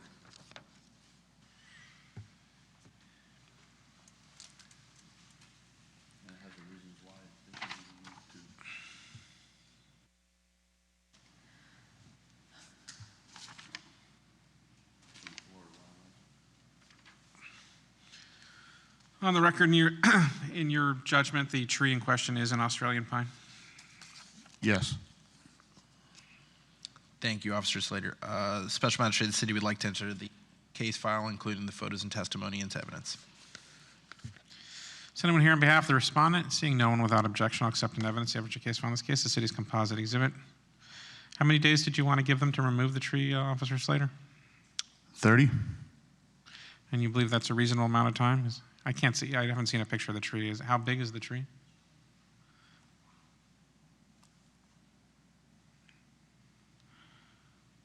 It's pretty big. You think 30 days is enough time? I'm willing to give them more time. Have you had any conversations with the owner? No.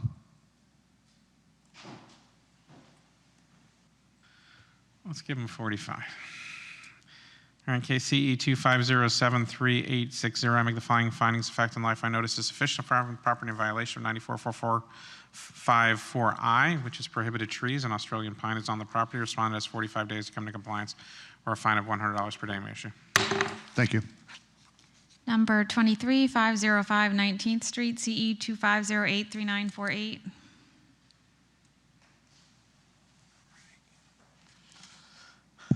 Let's wrap this up.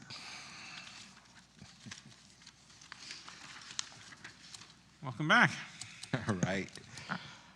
All right. Good morning again. Donald Lattimore, City of West Palm Beach Code Enforcement Officer. While on routine patrol, I observed the overgrown vacant lot. The lot was later identified as 505 19th Street. I initiated my investigation on August 8th, 2025, and observed the following violations. 18106A, clean and sanitary. There's trash and debris on the property. 18106B, excessive growth. 94462E, edging the grass that's on the sidewalk and street. This case is also a repeat violation, and the repeat case is CE 211-00431, and the violations that are attached for that repeat is 18106A, 18106B. The previous special magistrate order from the repeat case is also included in this case file. The city issued a notice of violation to the property owner, which identified the violations, my contact information, and notice of this hearing date. The notice was noticed by certified mail and regular mail on August 20th, 2025 by the city's clerk, and I posted the notice of violation at the property and city hall on August 13th, 2025. I also completed an affidavit of posting on August 13th, 2025. I revisited the property on September 4th, 2025, and observed the property not to be in compliance with the following code sections. 18106A, there's still trash and debris on the lot. And 94462E, there's still grass growing on the street area in particular that needs to be removed. I took the photographs at the initial investigation and when I revisited the property. The photographs show that the violations still exist on the property, and these photographs accurately and truthfully depict the violations I observed during my investigation. This property is a part of a LLC. The property owner is not present, but I made contact with a representative for the property on September 16th. And we discussed the violations, the remaining violations, how to comply. We discussed the fine amount and the number of days needed to comply, and also why the property is a repeat violation. So we made some really good progress during that meeting. With that being said, the city is requesting a one-time fine of $150 for the repeat violation. And for the code violations 18106A, 9444662E, the city is requesting an additional 21 days to comply. If no compliance, a $50 per day fine until compliance is achieved. Thank you, Officer Lattimore. And do you believe that's a reasonable amount of time for the property owner to come in compliance? Yes. Thank you, sir. Special Magistrate, the city would like to enter a case file, including the photos and testimony into evidence. Without objection, I'll accept those into evidence as city's composite exhibit. Case CE 2508394. I make the following findings of fact and law. I find notice is sufficient. Find the property in violation of 18106A, clean and sanitary for trash on the property, and 9444662E, edging for the grass that is running over onto the sidewalk. I make further finding that said violation of 18106A constitutes a repeat violation of 2635B. I issue a one-time fine in the amount of $150 for the repeat violation, and I hereby give the respondent until 21 days to bring the remaining issues into compliance or fine of $50 per day may issue. Number 25, 1022 State Street, CE 25073913. All right, Donald Lattimore, City of West Palm Beach Code Enforcement Officer. While on routine patrol, I observed unpaved parking at 1022 State Street. This property is occupied. I initiated my investigation on July 25th of 2025 and observed the following violations: 94482A, unpaved parking; 54262, there were clothing visible from public view; 94485E, to pave the driveway; 94442C1, the landscape was missing grass; 22441 to renew the rental license, and 22-32A to renew the certificate of use. The city issued a notice of violation to the property owner, which identified these violations, my contact information, and notice of this hearing date. The notice of violation was noticed by certified and regular mail on August 5th, 2025 by the city's clerk, and I posted that notice of violation at the property and city hall on July 31st of 2025. I also completed an affidavit of posting on July 31st, 2025. I revisited the property on September 15th and observed the property not to be in compliance with the following code section, 94485E. The driveway still needs to be paved. I took photographs at the initial investigation and when I revisit the property, and these photographs show that the violations still exist on the property. And they are also, these photographs also accurately and truthfully depict the violations I observed during my investigation. The property owner is not present, but I have been in contact with the owner throughout the investigation. All of the violations were explained how to comply them, including this special magistrate hearing. Per the property owner, she does not want to pave the driveway due to a pending lot split order. She wanted to split the parcel. And per the property owner, the tenant can park on the street. That was her response to paving the driveway. And then I advised the property owner that on-site parking must be provided to the tenant due to the single-family home. And also, I placed a phone call to the owner to try to get an update to get a better understanding of what she wanted to do. I placed that phone call on September 15th, 2025 to follow up with the update on the violation, but there was no answer, and I left her a message to get back with me. Furthermore, I met with the City of West Palm Beach planner, who was assisting with the lot splitting, and she informed me that the permit will not be successful due to not enough space between the required setback and the buffer between the two lots. There needs to be 5 feet, and there will not be enough space. So a withdrawal letter was sent to the owner, which is also added to the case file, indicating that she cannot split this lot. Furthermore, supporting that the driveway must now be paved, so she has to pave the driveway. With that being said, the city is requesting 90 days to comply the remaining violation, which is 94485E. If no compliance, a daily fine of $50 per day. Thank you, Officer Lattimore. And based on the circumstances, do you believe 90 days is a reasonable amount of time? I do. Yep. Thank you, sir. Special Magistrate of the city would like to enter the case file, including the photos and testimony into evidence. All right, without objection, I'll accept those documents to evidence, the city's composite exhibit. In case CE 250739113, make the following findings of fact and law. I find notice is sufficient. I find the property in violation of 9445E. Respondent has 90 days to come into compliance, or fine at $50 per day may issue. Number 26, 1103 18th Street, CE 2508395. Donald Lattimore, City of West Palm Beach Code Enforcement Officer. While on routine patrol, I observed overgrown grass, outdoor storage, and a damaged unsecured windows at the address 1103 18th Street. This property is vacant. I initiated my investigation on August 13th, 2025, and observed a lot of violations there. I'll run through them quickly.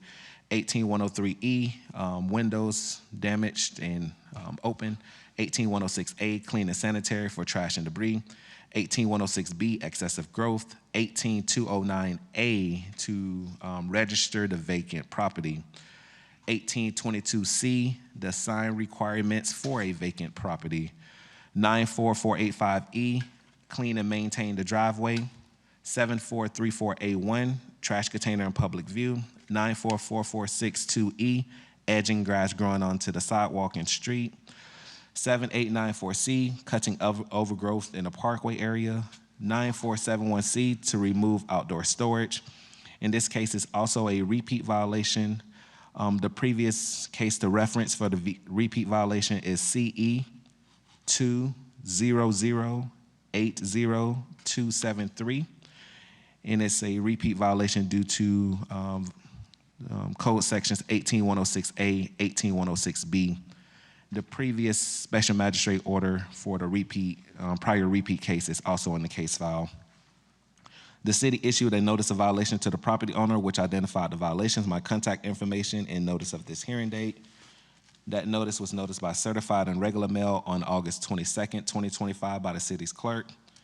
I posted a notice of violation at the property in City Hall on August 20th of 2025. I also completed an affidavit of posting on August 20th, 2025. I revisited the property on September 15th, 2025, and observed the property not to be in compliance with the following code sections. 18103E, there is still a little damaged window on the property. 18209A, they have not registered the property owner, has not registered the vacant property. 18212C, there's the required sign for the vacant property is not placed in the window.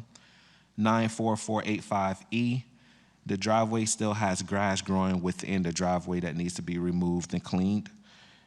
I took the photographs at the initial investigation and when I revisited the property. The following photographs show that the violation still exists on the property. And these photographs accurately and truthfully depict the violations I observed during my investigation. The property owner is not present, and I have not been in contact with the property owner or representative. Inside of the photos, you'll see as of September 15th, 2025, the original notice of violation still remains on the door. With that being said, for the repeat violation, the city is requesting a one-time fine of $250. For the remaining violation, the city is requesting 30 days to comply or a $150 per day fine. Thank you, sir. And do you believe 30 days is a reasonable amount of time? Yes. Special Magistrate, the city would like to answer the case file, including the photos and testimony into evidence. Without objection, I so admit. So outstanding at this point is the registration of the vacant property, the sign that you need on a vacant property, and the edging. Not the edging, the cleaning and maintaining of the driveway, and they have to repair the window. So I'll run through the remaining violations. 18103E is still outstanding. 18209A is still outstanding. 18212C is still outstanding. 94485E is still outstanding.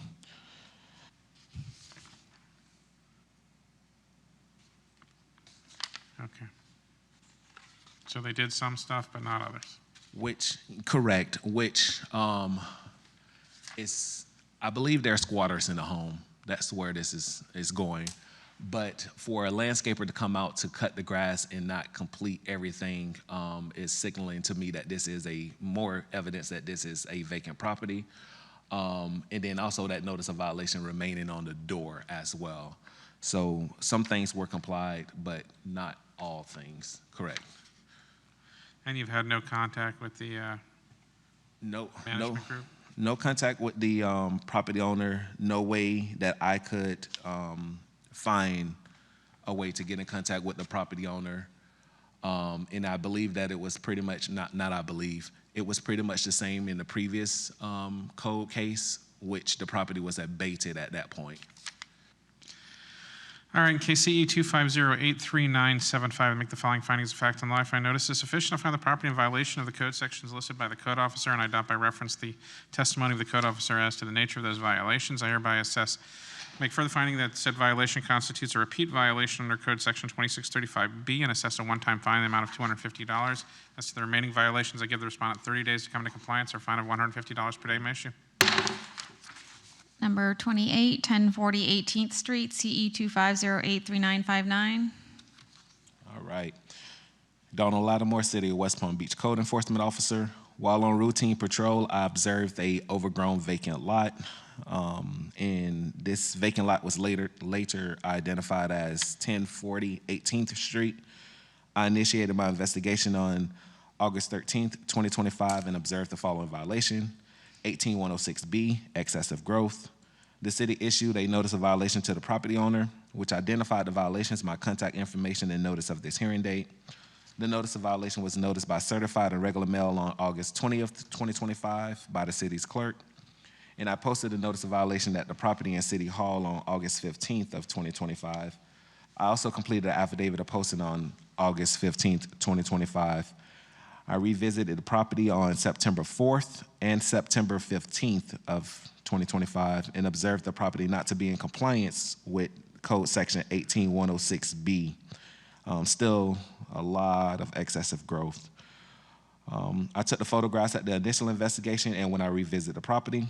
The following photographs show that the violations still exist on the property, and these photographs accurately and truthfully depict the violations I observed throughout this investigation.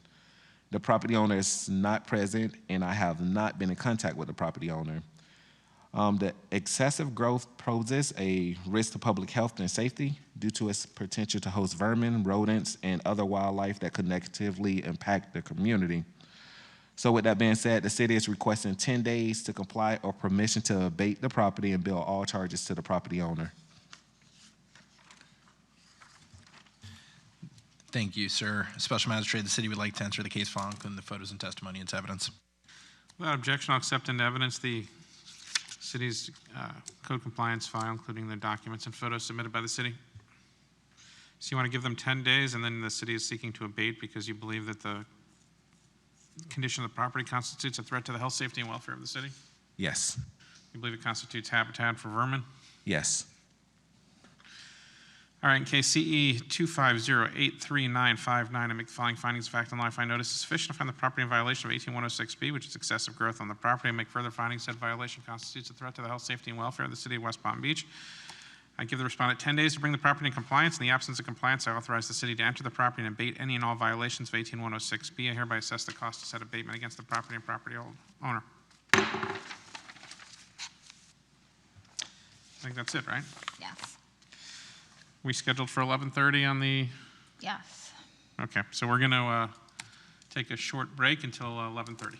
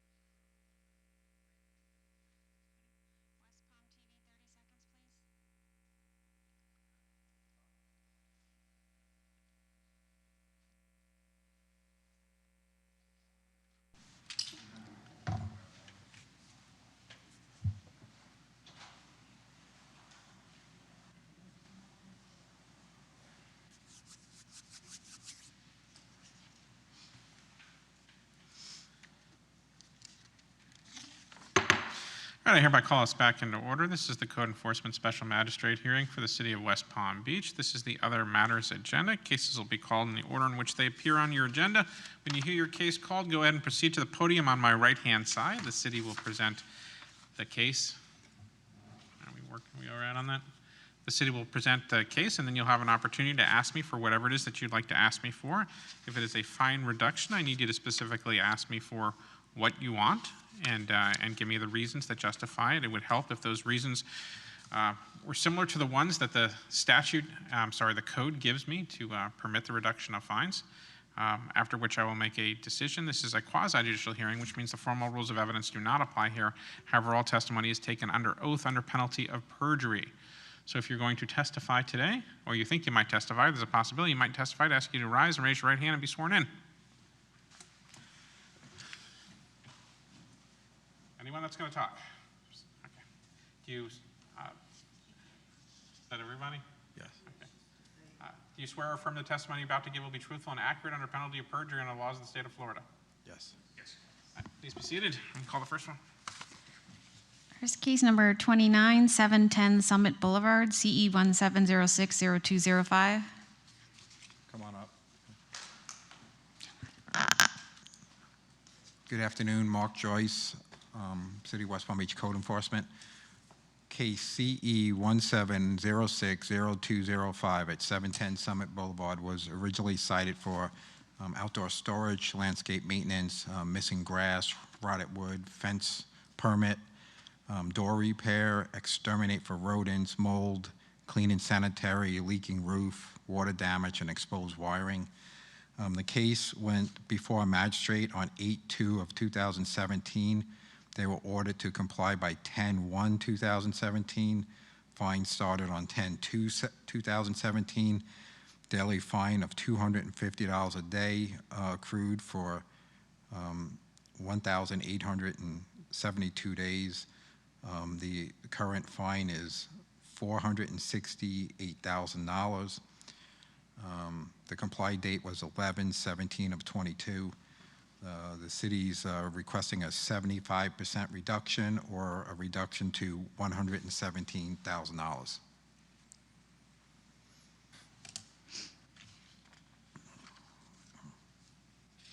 Sir, can you tell me your name, please? Thomas Gonzalez. And what is your relation with the owner? The broker, the property manager.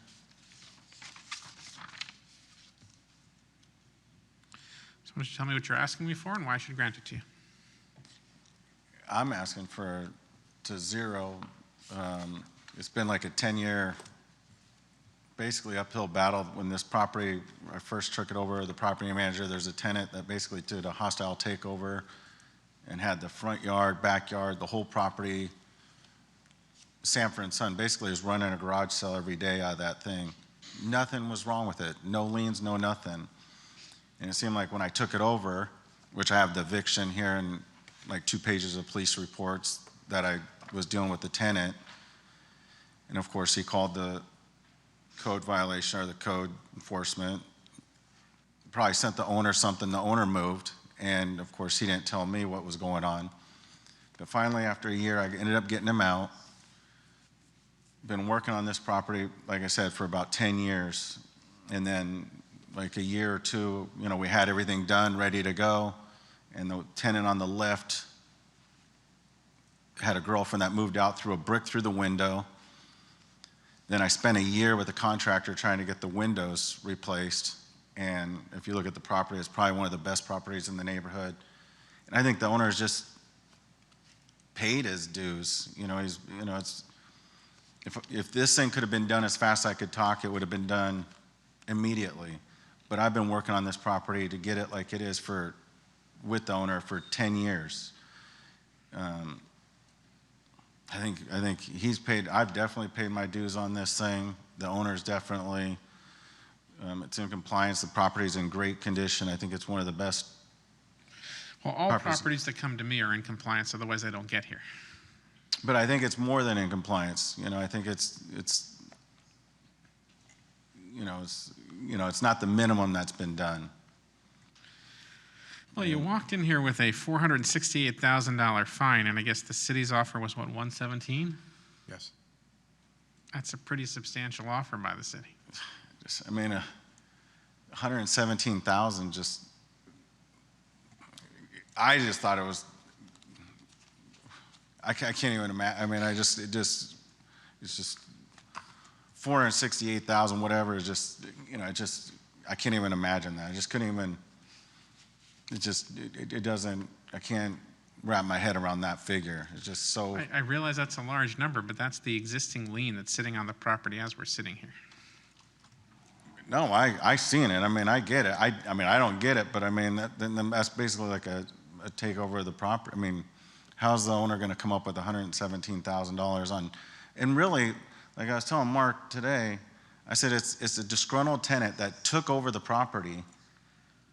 Of course he's going to, I mean, it's like a rewarding of the lowest member of society, the one that didn't pay, the one that's taken over, the one that had the property looking like garbage. The property wasn't looking like garbage because of the owner. The property was looking like garbage because of the tenant. And the owner's been working on this property for 10 years. So it's like how many days was this out of compliance? 1,872. And I don't think it was out of compliance because there's so much on the list and so much stuff getting done, and you guys don't hear anything until it's all done. So even the year that it took to get the tenant out, then even like 2 years ago when we did the windows, it's still out of compliance because the tenant. Even if I gave you credit for a year, we're still talking 3+ years? That's not, I don't think that's the whole story. I mean, it sounds like it is, but that's not the story, Make me an offer. I'm certainly not going to zero here. This has been out of compliance for too long, and the nature of the non-compliance was pretty substantial for a long time. But I'll listen to a reasonable offer. 5,000. I mean, I think that's even high, but it's just.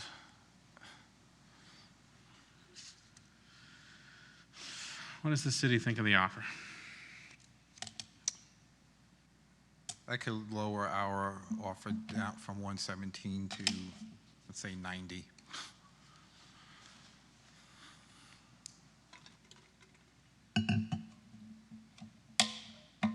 You want to take a look at the police records and the eviction and?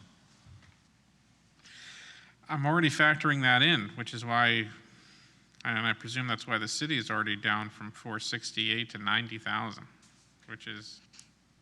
I mean, think about that number, $90,000. Well, you had 3 years of non-compliance. That's, I wish that was if the property was looking, and here's what I don't understand, the property was horrible, that nothing happened. Nothing happened for this guy's having this property, front yard, backyard, garbage in the front, running a garage sale there. And it's like as soon as we come in to fix it,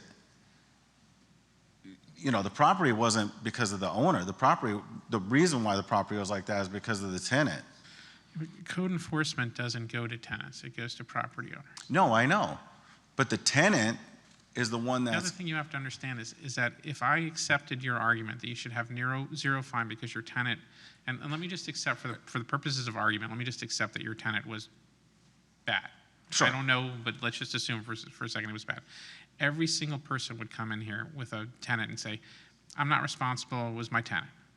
No, I'm not saying that at all. I mean, obviously the owner has some responsibility. I agree with that. I 100% agree with that. But that's why there's the eviction. If the eviction could go in, you go there and day one, the eviction's done, he's out. As long as you evicted your tenant, you're scot-free? What's that? As long as you evicted your tenant, you're scot-free? No. But the energy that this property that we've put into it for 10 years, stuff didn't go easy. The fence permit to do that was a year-long deal. I was like, how? Then the windows was like a year-long deal. It's not like you go in, you get the permit, boom, it's done, and the next day it's up and done. I guess we're going in circles here. So the city's offered 9, you've offered 5, 90, and you've offered 5. Tell you what I'll do. I'll do 10%, which is 46,800. How much time do you need? 10 years. I can't give you 10 years. 8 years? The most I could give you is a year. How about 2 years? What's the city's You're asking position for on that? $50,000. I'm fine with it. The lien's not released until they pay the lien, the reduced lien. I mean, Man, first I gotta figure out how this guy's gonna come up with 50.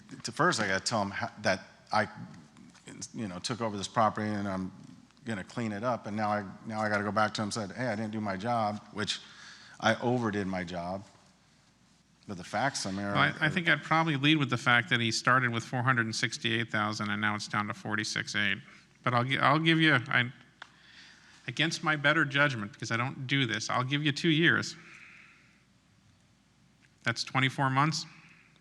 I don't think I've ever given that much before, but I can be corrected. How about just waive it down to 5 and we'll pay it off in 30 days? Yeah. I'll give you 24 months, 46,800.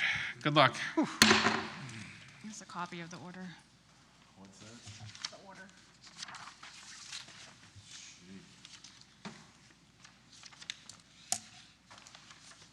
So is this the last, is there appeals or anything that you can do? I would recommend, if you're not satisfied with what happened here, consult a lawyer. I can't really give you legal advice.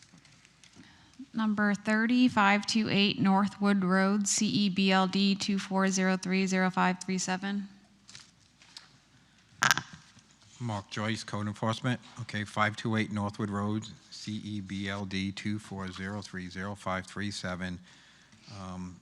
Was originally cited by the building department or building division for building work without required permit and exterior patio structural framing work done. It was ordered on 2/5 of 25 to comply by 5/6 of 25. The fine started on 5/7 of 25. It was a $50 a day fine.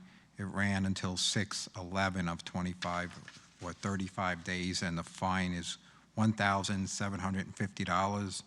It's the same owner. The city's offering 75% reduction, or $437.50. Sir, can you tell me your name? Yes. Good afternoon. I am Liam McGuire. And what is your relation to the owner of the property? I am employed by the tenant. Okay, what are you asking me for, and why should I grant it to you?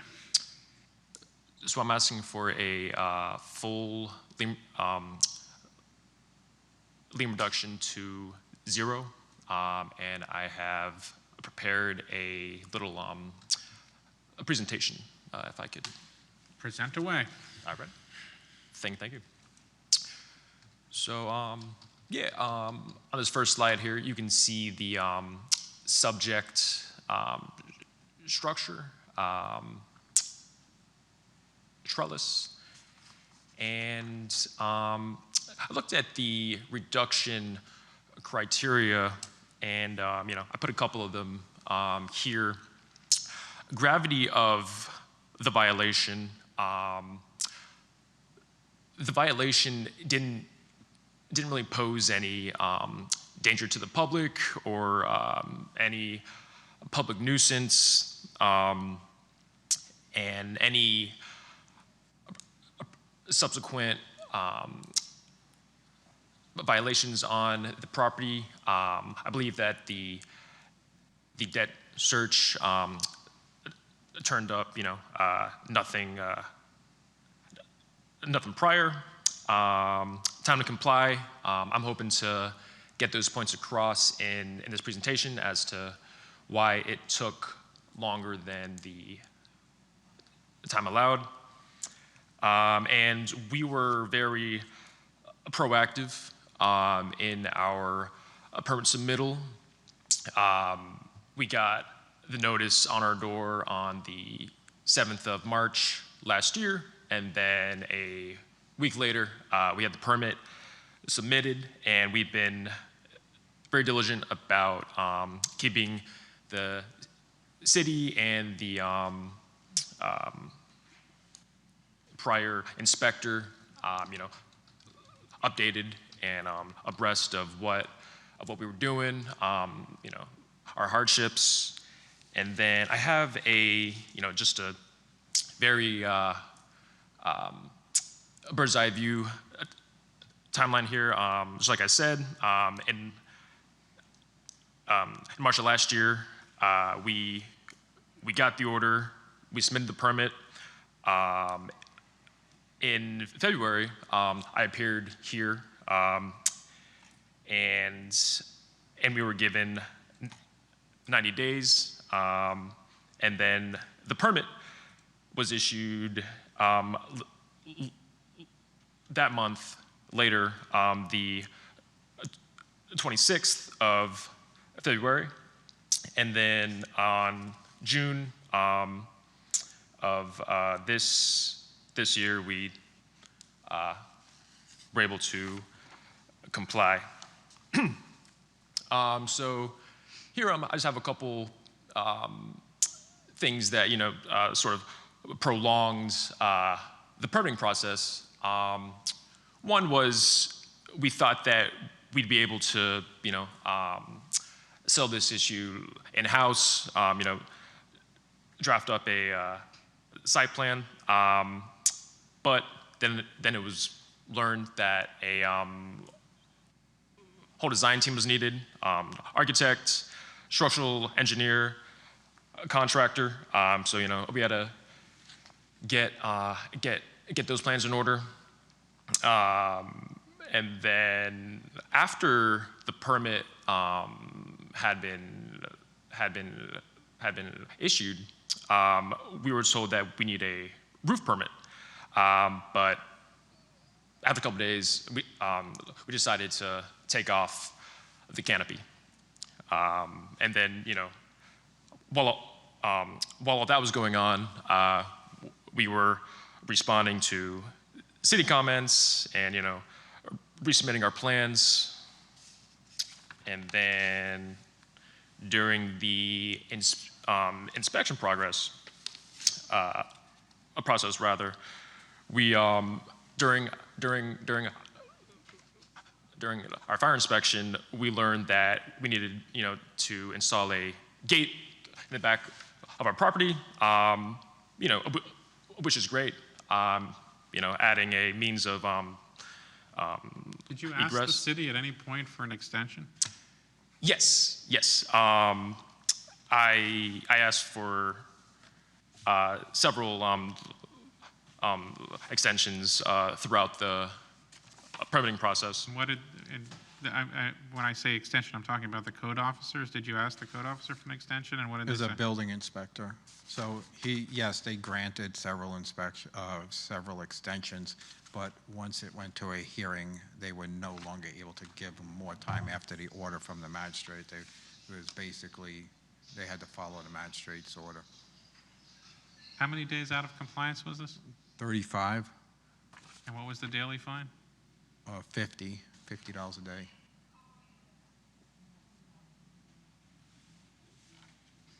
I'm sorry, is there anything else you wanted to tell me, sir? Just to add that during the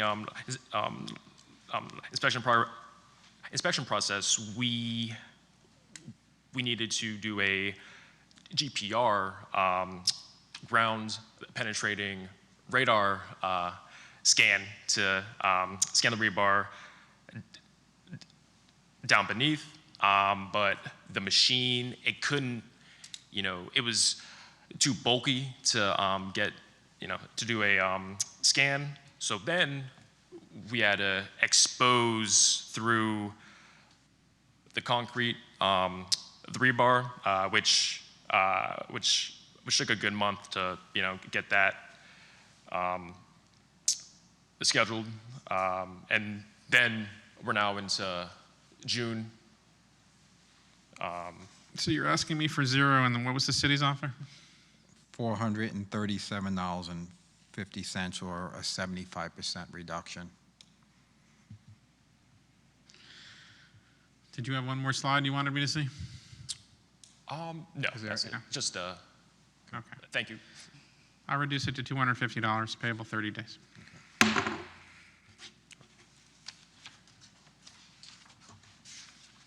Here's a copy of the order. Good luck. Nice presentation.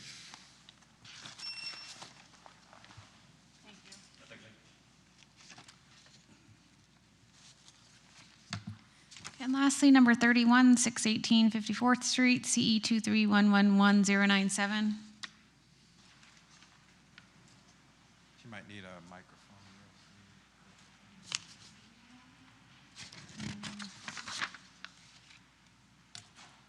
you want to just head over here, I could just give you a microphone. Just put her at the table.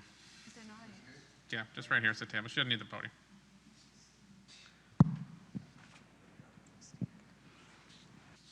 Good morning. Good morning, Your Honor. Good morning. Good morning, everyone. Good morning. So Mark Joyce. Okay, so 618 54th Street, KCE 231111097 was originally cited for landscape maintenance, rental license, certificate of use, outdoor storage, clean and sanitary, paint, inoperative vehicle, and BTR.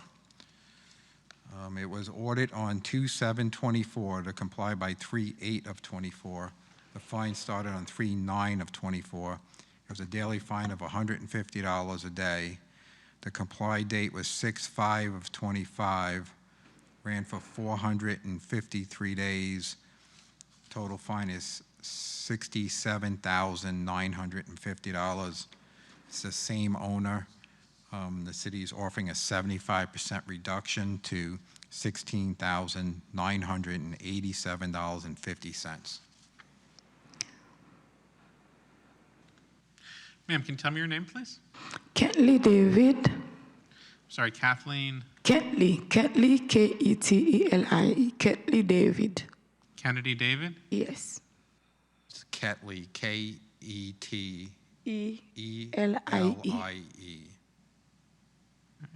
And Ms. David, what is your position with KDev Solutions? I am the owner. And what are you asking me for? I'm asking a lien reduction because I didn't know if I have a lien on the property. After I went to get loan, and then they let me know that I have a lien and 3 permits. So the reason why they sent me a certified letter, they're supposed to send it at my property, my address. They send it to the tenant, where the tenant is. Finally, they take the letter and sign it, and then I don't even know that. Yeah, the city only sends it to whatever the address is that you give to the property appraiser. So if you give the property appraiser the address of the property, that's where it goes, and that's where by law they have to send it.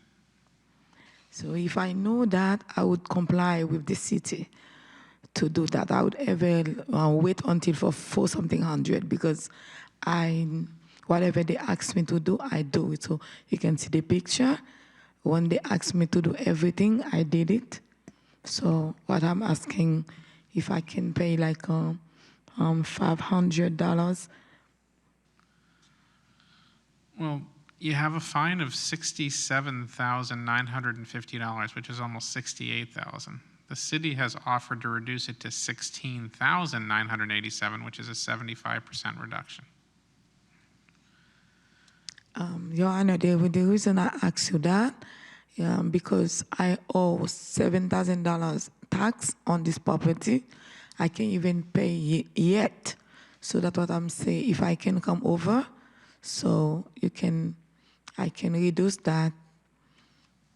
I mean, I'm willing to go lower than the city's offer, but I can't go to where you're at. It can't be $500. The fine is too substantial at this stage.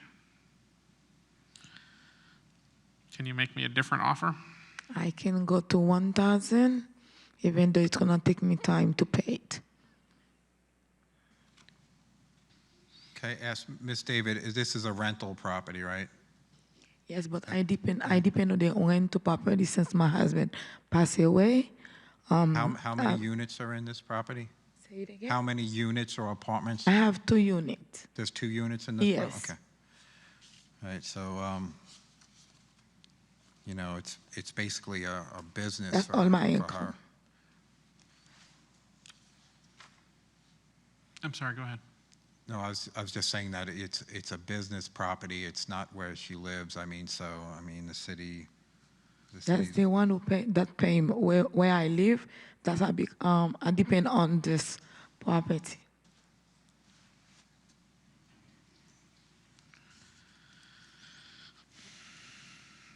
The violations on this property were,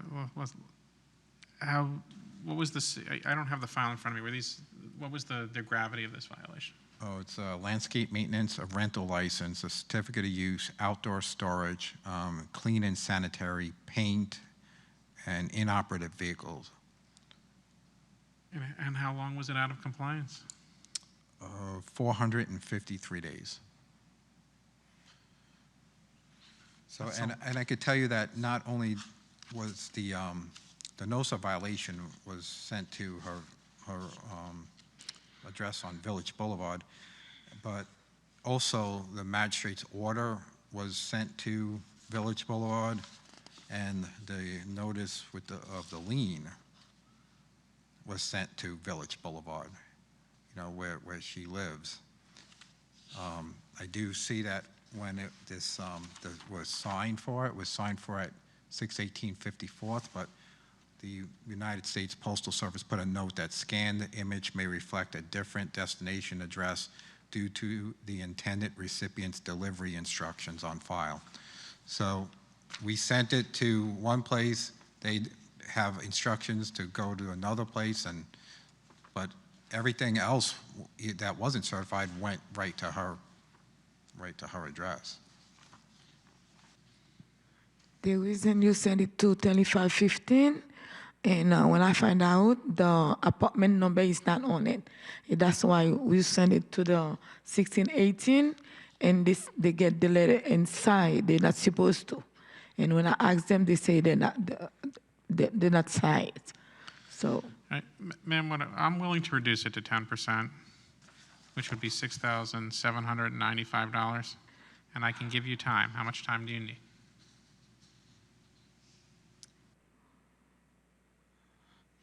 can you go for 3,000, Your Honor, please? Can I go what? Can I go for 3,000? I think 10% is reasonable considering how long this was out of compliance. And it's considerably more than I mean, you walked in here with $67,950. The city offered $16,900, and I'm reducing it down to $6,795, which I think is pretty good considering what you walked in here with. And I'm willing to give you some time. Okay. How much time do you need? I need like 2 to 3 years because I would like to pay the tax. Seems to be my year for extended deadlines, doesn't it? I'll tell you what, I'll give you the 24 months I gave the other gentleman. All right, reduced to $6,795 payable within 24 months. Good luck. Thank you. Thank you. All right, seeing no further business before us. There is no further business before us, right? We're adjourned.